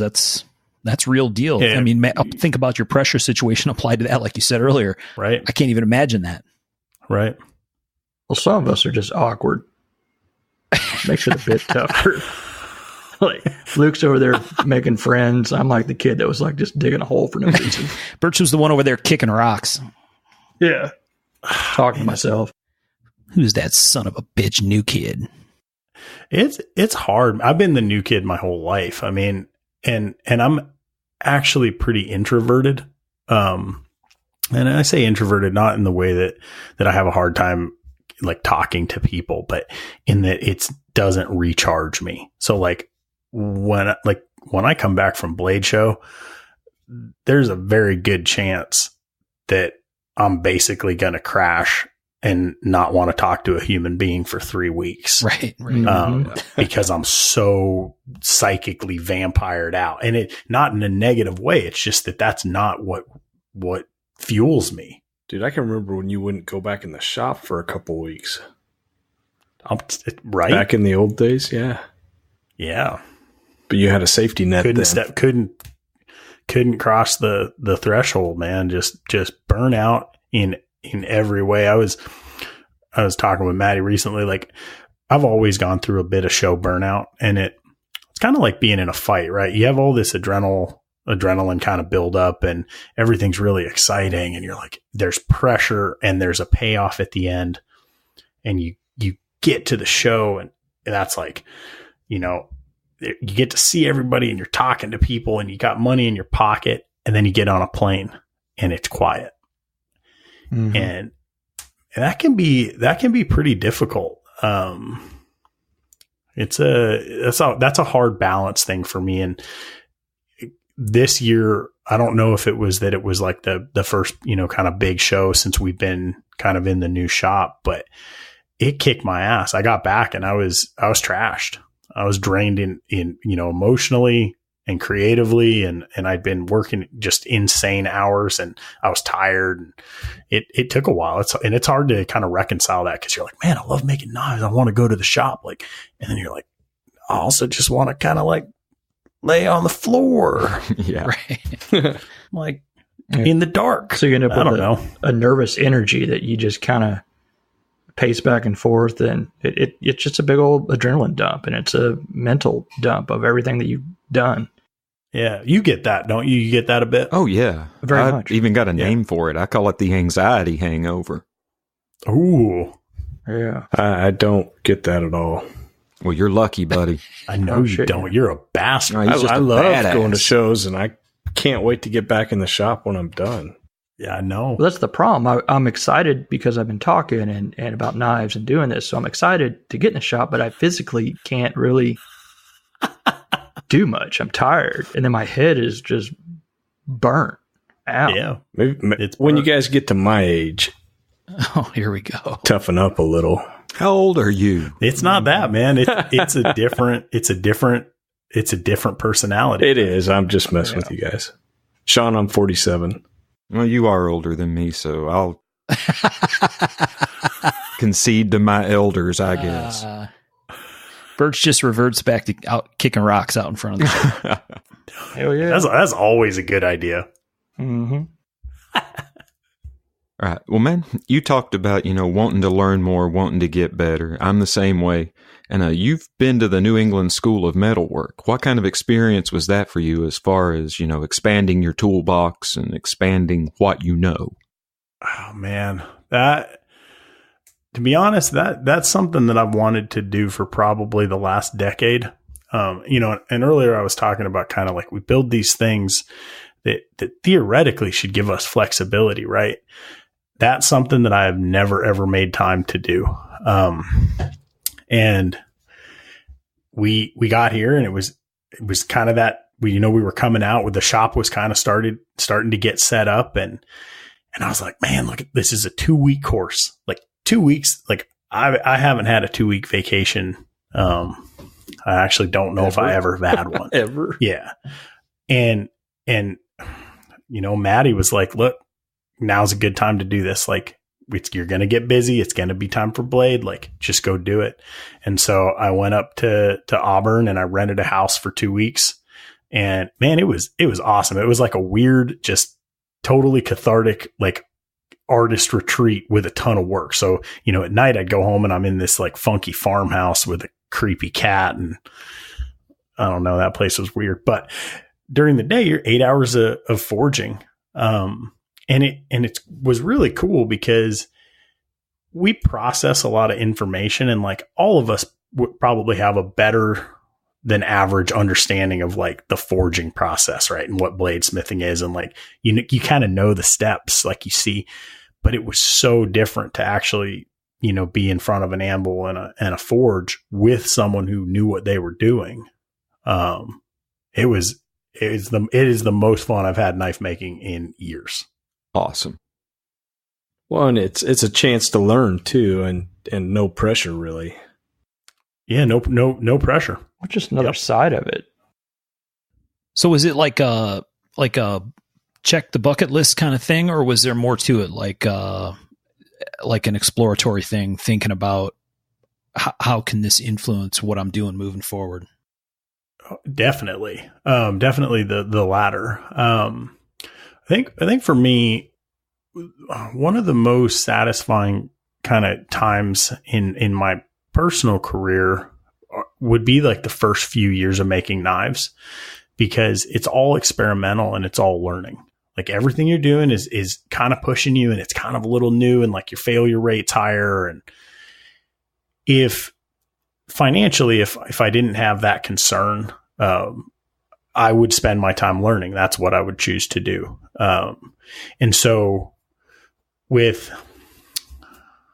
with the obligations that I have and the realization that I have to, you know, run a business and take care of my family, and there has to be the flexibility to continue learning. And so forging is great because it's a completely different process from the way that I build knives now. And the way that I build knives now is different than the way that when I started. And like, maybe that seems obvious, but kind of what I mean is, like, when I first started, I did everything completely hand by hand. Right. So I've always, like, I freehand grind, and I was, you know, I cut stuff out with a steel pattern, and, you know, it's super analog. And then 7 or 8 years ago, I started learning CNC, and that was a total paradigm shift. Not because it's easier, but because for me, I'm basically doing all of the work in my head before my hands touch it. And that is a very weird process. Right. And maybe if I had learned machining and CNC before I learned knife making, I would come at it from, like, the machine way, and, like, I'd understand things better. But, like, I try to figure out how to get the machine to do what my hands can do, and what my hands can finish afterwards. So it's a very direct process. But when I'm doing something completely by hand, I can make changes on the fly, and I can correct an error. When you're doing something on the CNC, your error just ran the spindle through the table and cost you, you know, $3,000 and made you poop your pants. Right. So forging, go ahead. No, I was going to say that is a shitty part of the CNC. I'm not looking forward to that. You can make some expensive mistakes. It's terrifying, right? And I mean, It's all mechanical. Yeah. It does exactly what you tell it to do. You hit the go. There's no backsies. You know, like you're talking about when you're grinding, you find a mistake coming along. You're like, oh shit, I better adjust and move my body this way. No, hell no. You just sit there and watch it happen with your finger on the stop button. Exactly. And I think that as craftspeople, I think that it's a really good practice to, like, put yourself out of your comfort zone. Right. And so, like, I always laugh because, like, you know, there's still all these conversations about, like, you know, yes, CNC and no CNC. And, like, I've never really bought into it. Like, I started making knives because I like knives. I make knives because I like knives, and I'm going to make them how I like to make them. And I really don't care what anybody but myself and my customers think about that, you know? And so I enjoy the learning process, and anything I can do to add to that skill set, I'm going to do. Right on. Every tool and toolbox. Mm-hmm. Absolutely, man. Like, I always say, like, if I can walk into your shop and I can make a knife, and you can't walk into my shop and use my tools to make a knife, like, we don't even need to be having that conversation. Yeah. Like, well, that comes just around to, like, the social media stuff, like you were saying, you know, the what people say about this or that. Where do you think, like, social media is kind of headed lately, and this big boom in knife making? How do you think that's changed stuff? On a general scale, I think it's increased. I think there's a few things in the industry that are happening that are all kind of increasing. So, I mean, really, forums were kind of where a lot of that started, right? It made information accessible, and it made relationships accessible. Oh yeah. So social media, especially like Facebook, I see Facebook as an extension of the forums a little bit. Instagram is much more, fast paced. I honestly, I don't really see any negative aspects of it. I see that we can interact with it on a negative way on our own behalf, but it's allowing things to move faster. So the transfer designs, like, we're seeing it on, like, the factory side too, like, where, I mean, there's just a lot of, there's a lot more noise just in general, you know? So I don't know if that's exactly where your question was going, but. Well, right now it's sort of like the Wild West out there, where, you know, we used to be kind of contained in the forums, and it was sort of, we all looked after each other. And it was like, if somebody's doing something shitty, it got kind of taken care of. And now it's just sort of all over the place. And just it seems like there's a lot more shitty stuff going on. And the problem is you don't want to be an asshole and be like, just randomly call some dude out and be like, hey, Dick, that looks like so-and-so's knife or blah, blah, blah. But I think also not saying anything means consent in a way. I think that's a really fine line. Policing is a tricky endeavor in general. I would say like the way that I interact with social media is I use it as a platform to kind of express what I think of as like business visuals, right? And like share images that I like. And it's a fun way to kind of do that and stay connected to people. I try really hard to not let the negative aspect affect me too much. And with visibility, like you always are going to get a certain level of that. But ultimately, like there's no gain in chasing it down. Right. And Luke, hell no. I think it's to waste your time. Well, I think, Luke, you've used the positive of social media amazingly, with your work hard, do good stuff that you've done. I mean, can you tell us a little bit about what went into the work hard, do good idea?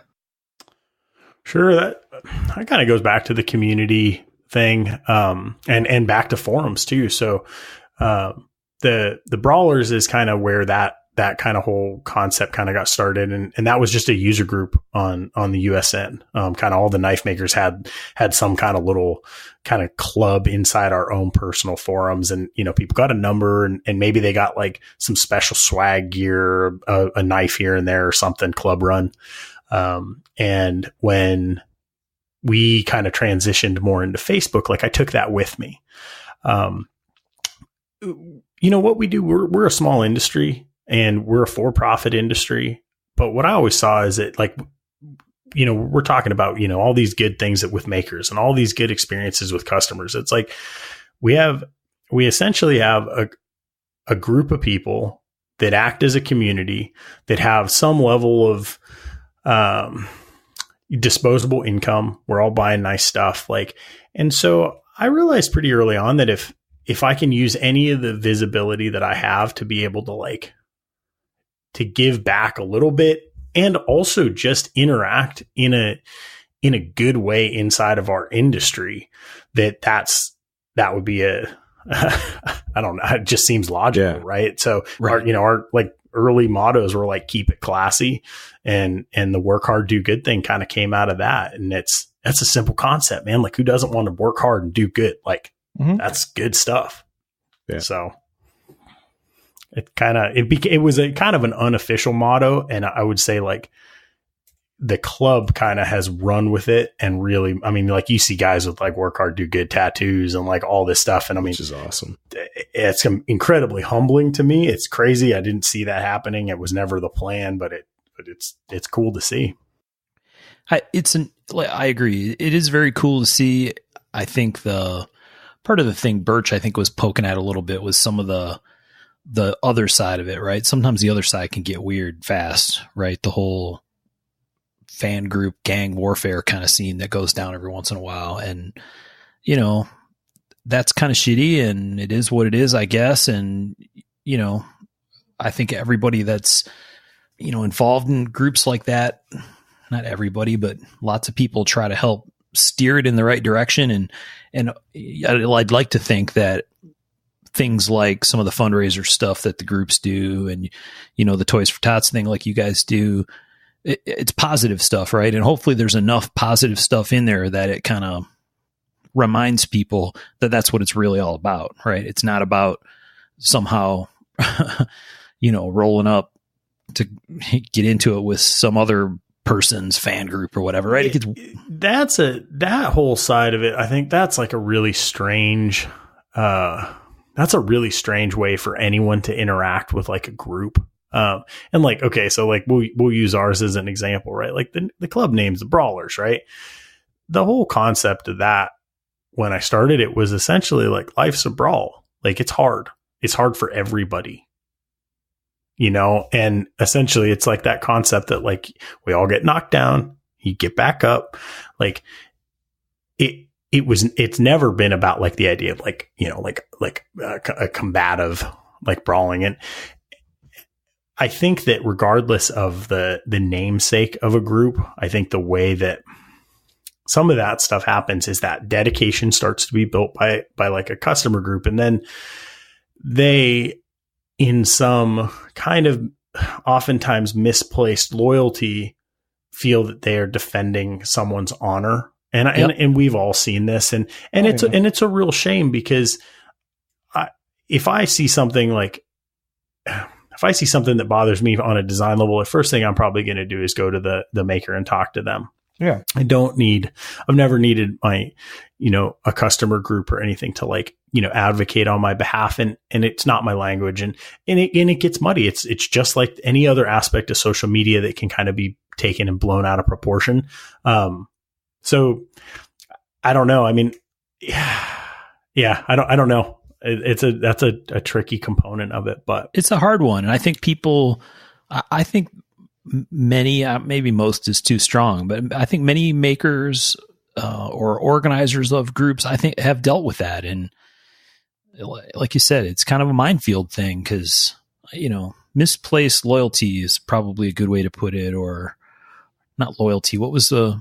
Yeah, and not even misplaced, you know, but like it's essentially somebody trying to do what they think is right, but not necessarily understanding the ramifications of their actions on a larger scale. And like, look, if you have like our Facebook group, I think has 6,000 members, and like there's people that have been in there for years and years, and like, you know, sometimes people make him, you know, kind of improper jokes, or they're rough on new people. But overall, in 6,000 people, it's pretty rare. Like there's always going to be some people who are just jerks. Yeah. And it comes back to that idea of policing. Like look, you walk into your uncle's room, right? Wow. And he's hanging out with a bunch of his friends drinking beer. And you say, hey, can I have that gun on the wall? Good chance one of your uncle's friends can be like, some kind of comment's going to come out of it. And that's the way I look at these Facebook groups. A lot of times it's like you're walking into somebody's house, you're walking into a community.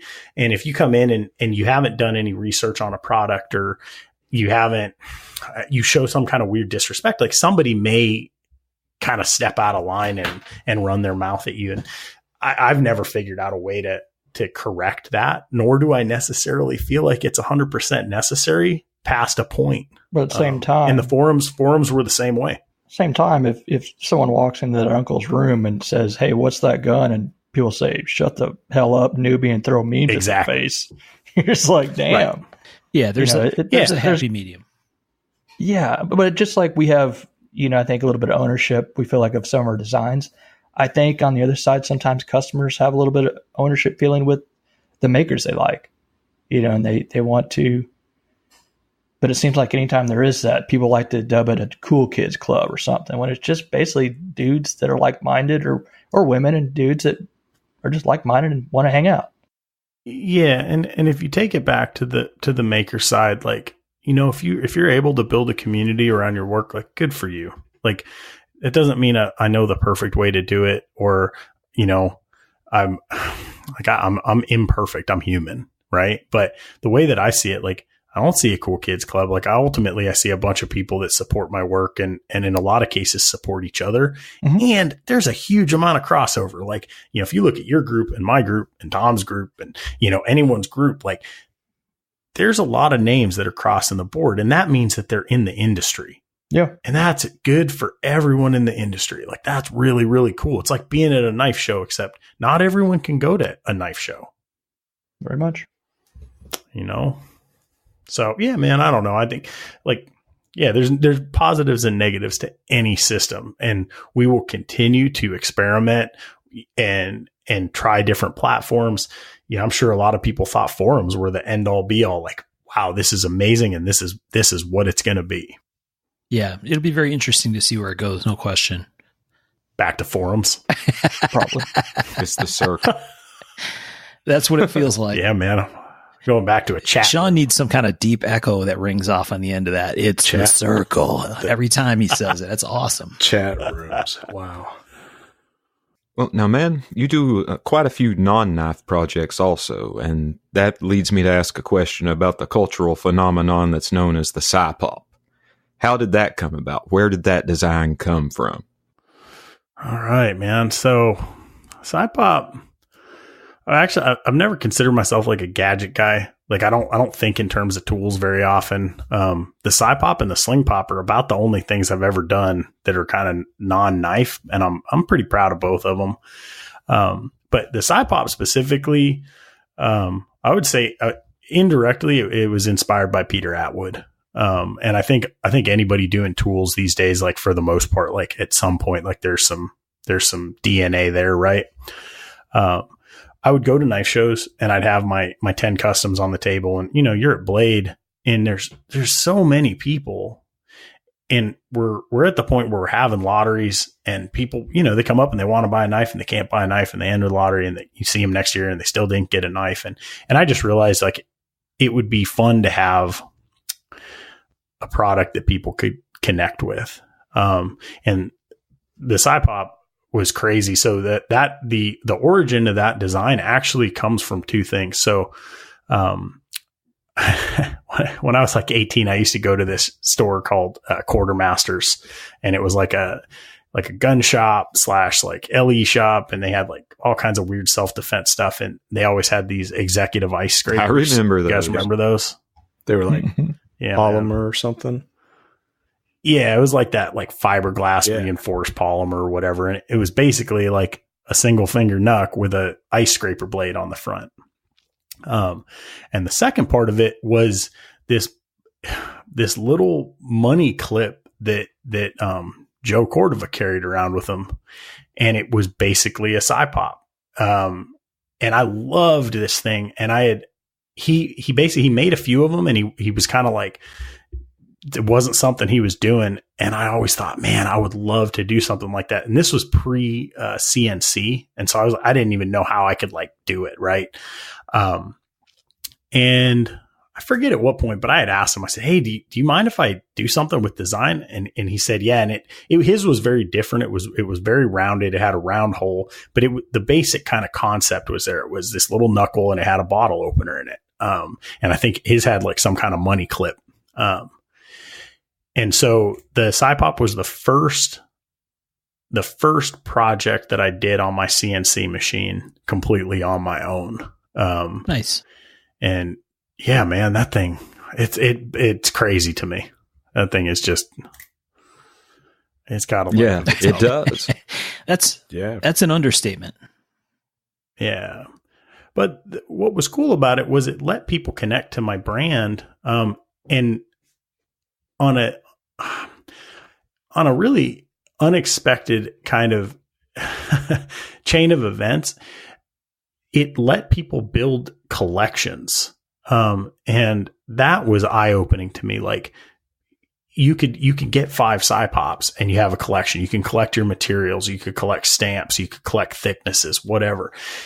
The output of my custom knives, I think it's very rare for someone to have a collection of 10 pieces all in one place and a cohesive collection. Right. Like there are people that have that, but the sci-pop, it was really cool because like they were able to actually chase down a series that they liked. And it's been one of the most fun projects for me, probably in my career, just because it allowed me to connect with people. Like, how cool is that? Yeah. Yeah. It's pretty awesome. That the whole Nuck thing is a trip. Andy Frankhart's a friend of the show as well, and we'll have him on at some point and talk about his whole world with the Nuck thing. And I think he's oftentimes as baffled as anybody else about how, why, and where that exploded into craziness. And the sci-pop's the same kind of thing, right? I mean, I can't imagine that you thought it would have the legs and the crazy pull for it that it ended up with. I mean, in no way. It's like going to the show. If you went to a knife show, you had $200 or whatever, you're you're coming home with something. You have to have something. And Right. having something available that can be purchased that's a part of, something from the knife makers is a great thing to have available. I think he pretty much covered it well there. And the same thing goes for online stuff. You can't, the lotteries get so huge for the knives but I think your side pop stuff is even bigger now. I have a love-hate kind of thing with it sometimes because I'm like, do you want a knife or do you want a side pop? Like half the time I think someone would take a side pop, and I'm like, I don't really know how I feel about that. But I get it. Yeah. That's awesome. All right. So we're actually starting to run kind of long. So, Lucas, is there anything you want to talk about with production projects or things you have coming up? Anything you want to kind of get out there or share with people? Anything you want to hawk? Jeez, man, I don't know. Yeah. Nothing, man. Got some wares. I don't want to hawk anything. As long as you guys think you got some usable stuff and got enough info, man. I mean, I can keep talking forever, so probably shouldn't let me do that. Let's get some fun questions. Yeah, let's get some of the fun stuff. Yeah, hit it. Yeah, do it. Favorite knife movie or favorite movie knife? Pick one. I already covered that. Yeah, he That's covered true. the Predator. Second favorite knife movie. Actually covered 3 for you. So Way to pay attention to your own show, Birch. Take it off, Tom. You got the next question. What do you listen to in the shop? Music, books, audible podcasts? oh man, all of the above. It just depends on what I'm doing. So if I'm running in the shop, I'm usually listening to audiobooks. If I'm doing design work, I listen to music with no vocals. It's cool. Interesting. So Wow. yeah, it's all over the place. Yeah. So when I'm doing design work, I need to kind of like get into my head, and I find that something with like a really repetitive cadence kind of helps me just settle in, and I can focus on the work. So I listen to like a lot of just like kind of droning electronic, kind of like weird melancholy electronic music. You don't wear a turtleneck. Just stuff that can go on in the background. What's that? You don't wear a turtleneck when you design, do you? I wear a cardigan, actually. Fancy. And today on Sprockets. Yes. Oh man. So okay, so this one's kind of weird actually, but I do sometimes change when I'm getting ready to do design work. A lot of I don't mean like a full like Buffalo Bill change. Oh yeah, you do. But like I've got like shop clothes and like my shop boots. And a lot of times like I'll throw on a pair of Vans and put on a different, shirt and go sit down and yeah. Would you design me? Take a shower. I designed me. I'm sorry. There's a meme in there. And now I got Goodbye Horses stuck in my head. Fucking awesome. Yeah, man. All right. Well, man, one of the questions we like to ask is if you could trade a blade with any maker from knife making history, who would you like to trade with? Oh, man, that's a really hard one. Yeah, I know, right? It's surprising. That's a really hard Don't one. think of it as you're going to give them your you guys knife can and they're edit going to this. totally pick it apart. This is a straight peer-to-peer trade. Man, maybe Virgil England. Oh, nice answer. Yeah, that's A good one. That's a hard call. one. Because I get stuck. Like I don't know. Like if you could go back in history, like maybe there's somebody that I'd trade with. I don't know, but current that would be a pretty fun one. Damn straight, man. I'm with you on that one. Yeah. All right. Then if you pick a contemporary that you're like, oh, did I hurt someone else's feelings? Shit. Usually this section is where Birch starts to whine that no one picked him. Shit. It has happened. I'm just saying. I'd pick I you. don't know about. Thanks, Tom has said that before. This is like a recurring theme. Mm-hmm. We call this shit Mark of the Butthurt. Jesus Christ. Damn. Or butthurt. Whining and butt hurt. Yeah, Fuck. with the emotional moment brought to you by Michael I'm gonna Birch. change this to Michael of the Maker. Michael. Yeah, shit. You're gonna call it emo of the maker. Yeah, Yeah, exactly. There you hosted by Justin Laughter. Oh, come on now. You can't ask questions because he's constantly crying. It's awful. Yeah, Oh, I can't see through the tears. I've got to wrap this up. I got to go to Hot Topic. Bert, you got a question you want to ask? What, who in knife history would you like to spend a week in the shop with? Who in knife history? Man, that's another hard one. So, Damn right. okay, so if I wanted to spend a week in somebody's shop, I would want somebody that I could actually utilize skills that I would learn, right? Yeah. So, to be honest, I think at this point, I've been very fortunate to spend time in some cool shops. I think I would want to spend time with Adam and Haley DeRozier. Yeah, that'd be pretty cool. I think if I could get a week with them, I'd learn a lot. And the work they're doing is just so good. Did you see that keyhole carbon fiber one that she did for Blade? Yeah, it's Holy insane. shit, that was awesome. I love the fairy. And they have a baby deer. What? They have a baby deer. Oh, I got So, you. I was like, yeah. I couldn't hear what Tom was saying over there. Sorry. He wasn't saying that they have a baby deer. Yeah. Which is like the relevant point.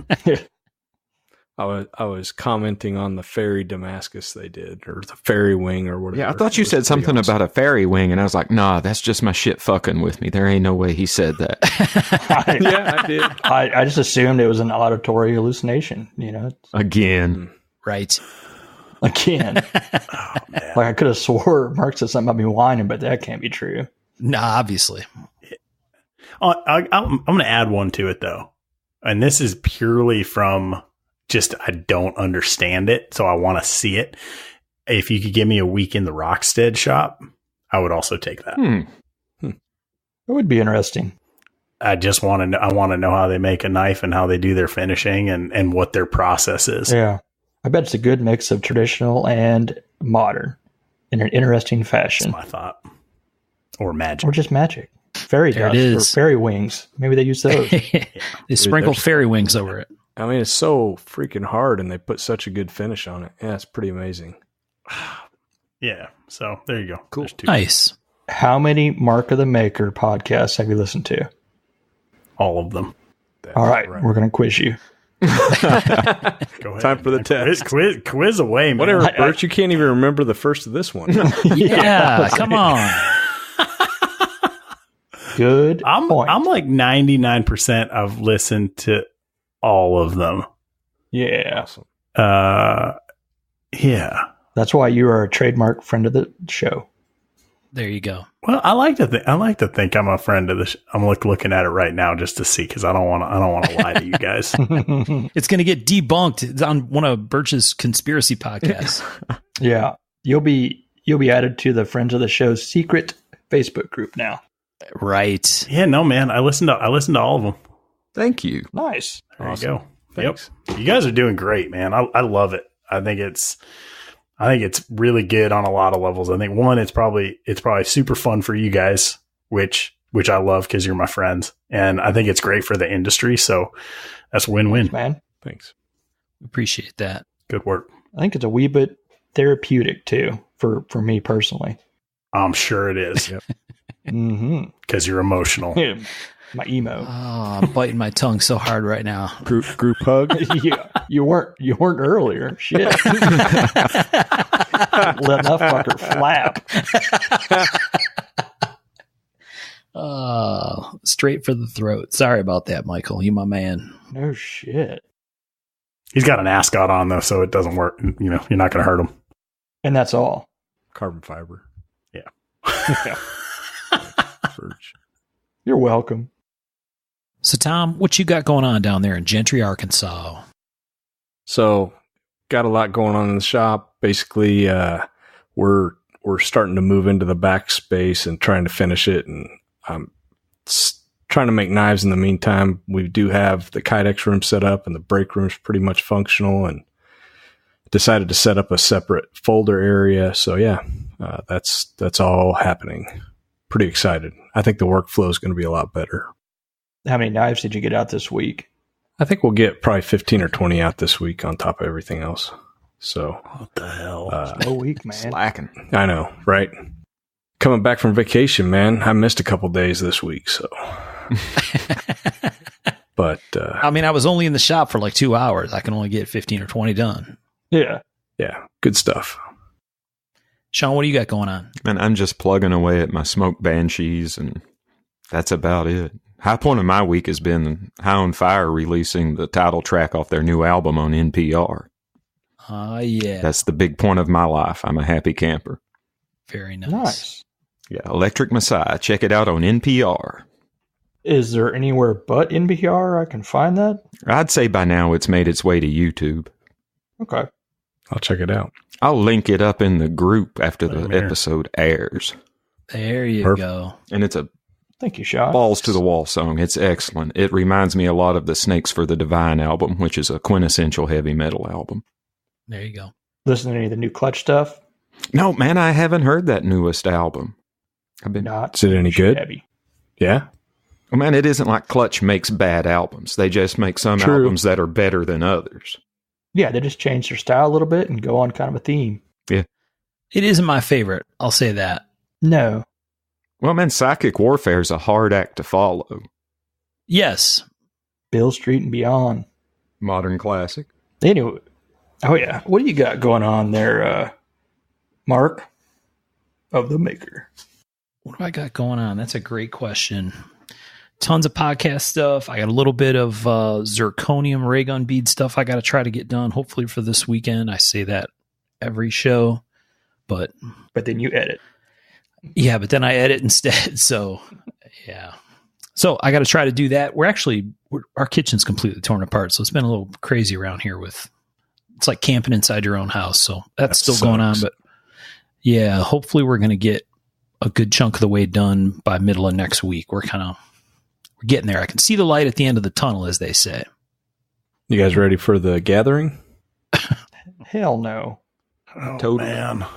Sean's not going, cheater. Yeah. Oh, man, I'm jealous. Michael's got his doomsday clock up and running in the shop. Yeah, do you ever get your bullshit clock up? Dude, it's awesome. Beep, beep. No, I'm just gonna start texting Birch Every day. the doomsday clock. Yes. Yeah, every day at 4:30 a.m. You've got 19 days. In 23 hours. Hustling on those V4s, trying to, man, it's just doing that. And the custom makes me wish I had like 2 or 3 CNCs. So I'm like trying to get those parts doing. Like I'll do, one part of that and be like, shit, I got to change plates to do something different. I get all annoyed and shit like that.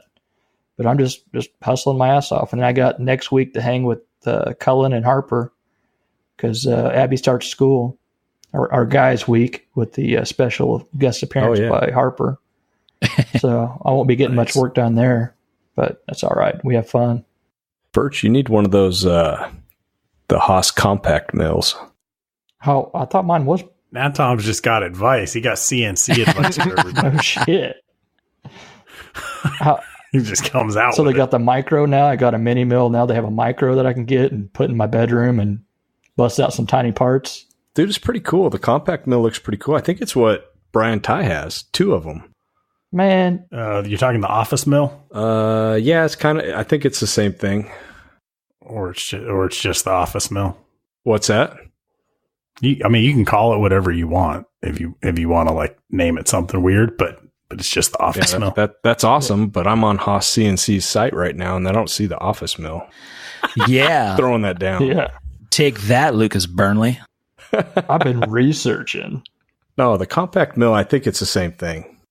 I'd love one of those, but I really want a lathe, CNC lathe. Imagine making your screws and shit all yourself. Yeah, that'd be pretty sick. Damn, that'd be awesome.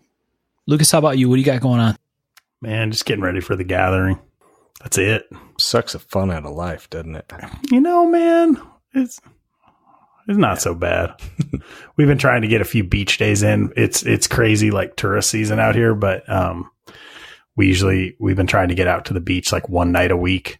So that's been pretty nice. If you can do that during show prep, you can't really complain. Trying to get ate by a shark. Yeah, we got some sharks. We're going to hit that Hofbräu house there and go old school. Oh, my God. I don't even want to think. I just started sweating thinking about that. Yeah, I'll get like 1 6-ounce iced tea for the whole night. It's awesome. I'm glad those days are behind us. Until this year. We got smarter. We got cabs and stuff these days.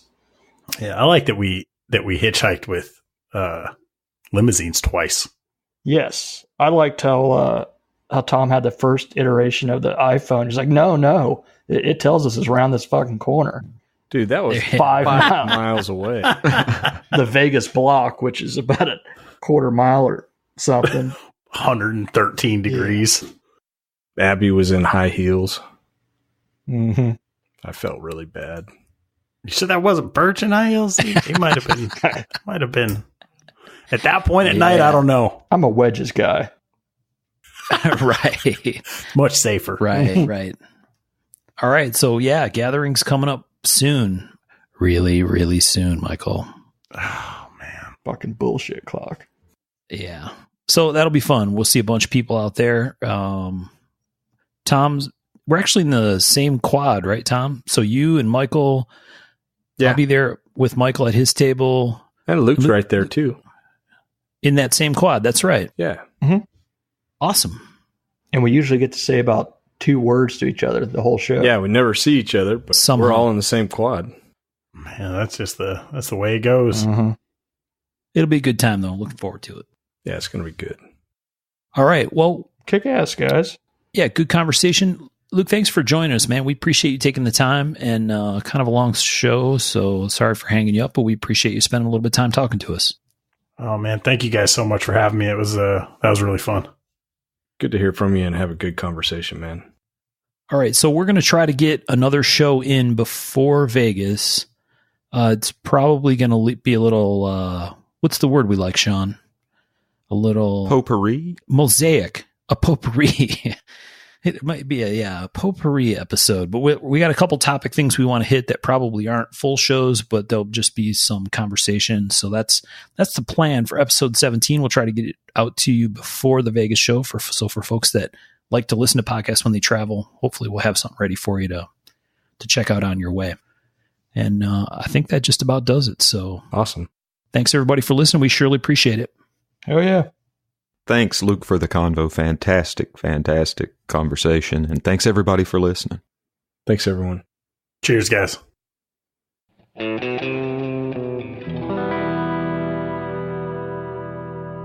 To learn more about our makers, you can find Tom Crine on the web at crineknives.net, in his Facebook group, Crine Knives, or in his Instagram account, at Crine Knives. For Michael Birch, check birchtreeblades.com, Facebook group Birch Tree Blade Works, or Michael's Instagram at birchtreeblades. For myself and the Raygun Bead Project, we're on the web at raygundivision.com. We have a Facebook group called Raygun Division, or my personal Instagram at msteiner. For those interested in photos, references from the show, or some discussion about the show itself, you can find us on the web at markofthemaker.com, in a Facebook group called Mark of the Maker, or on our Instagram at Mark of the Maker. Last but not least, the ultra cool and haunting background music we use for the show is a piece called Noir Guitar by Stevie's Amp Shack, found at the Free Music Archive and licensed under Creative Commons CC BY 4.0. Thanks for listening.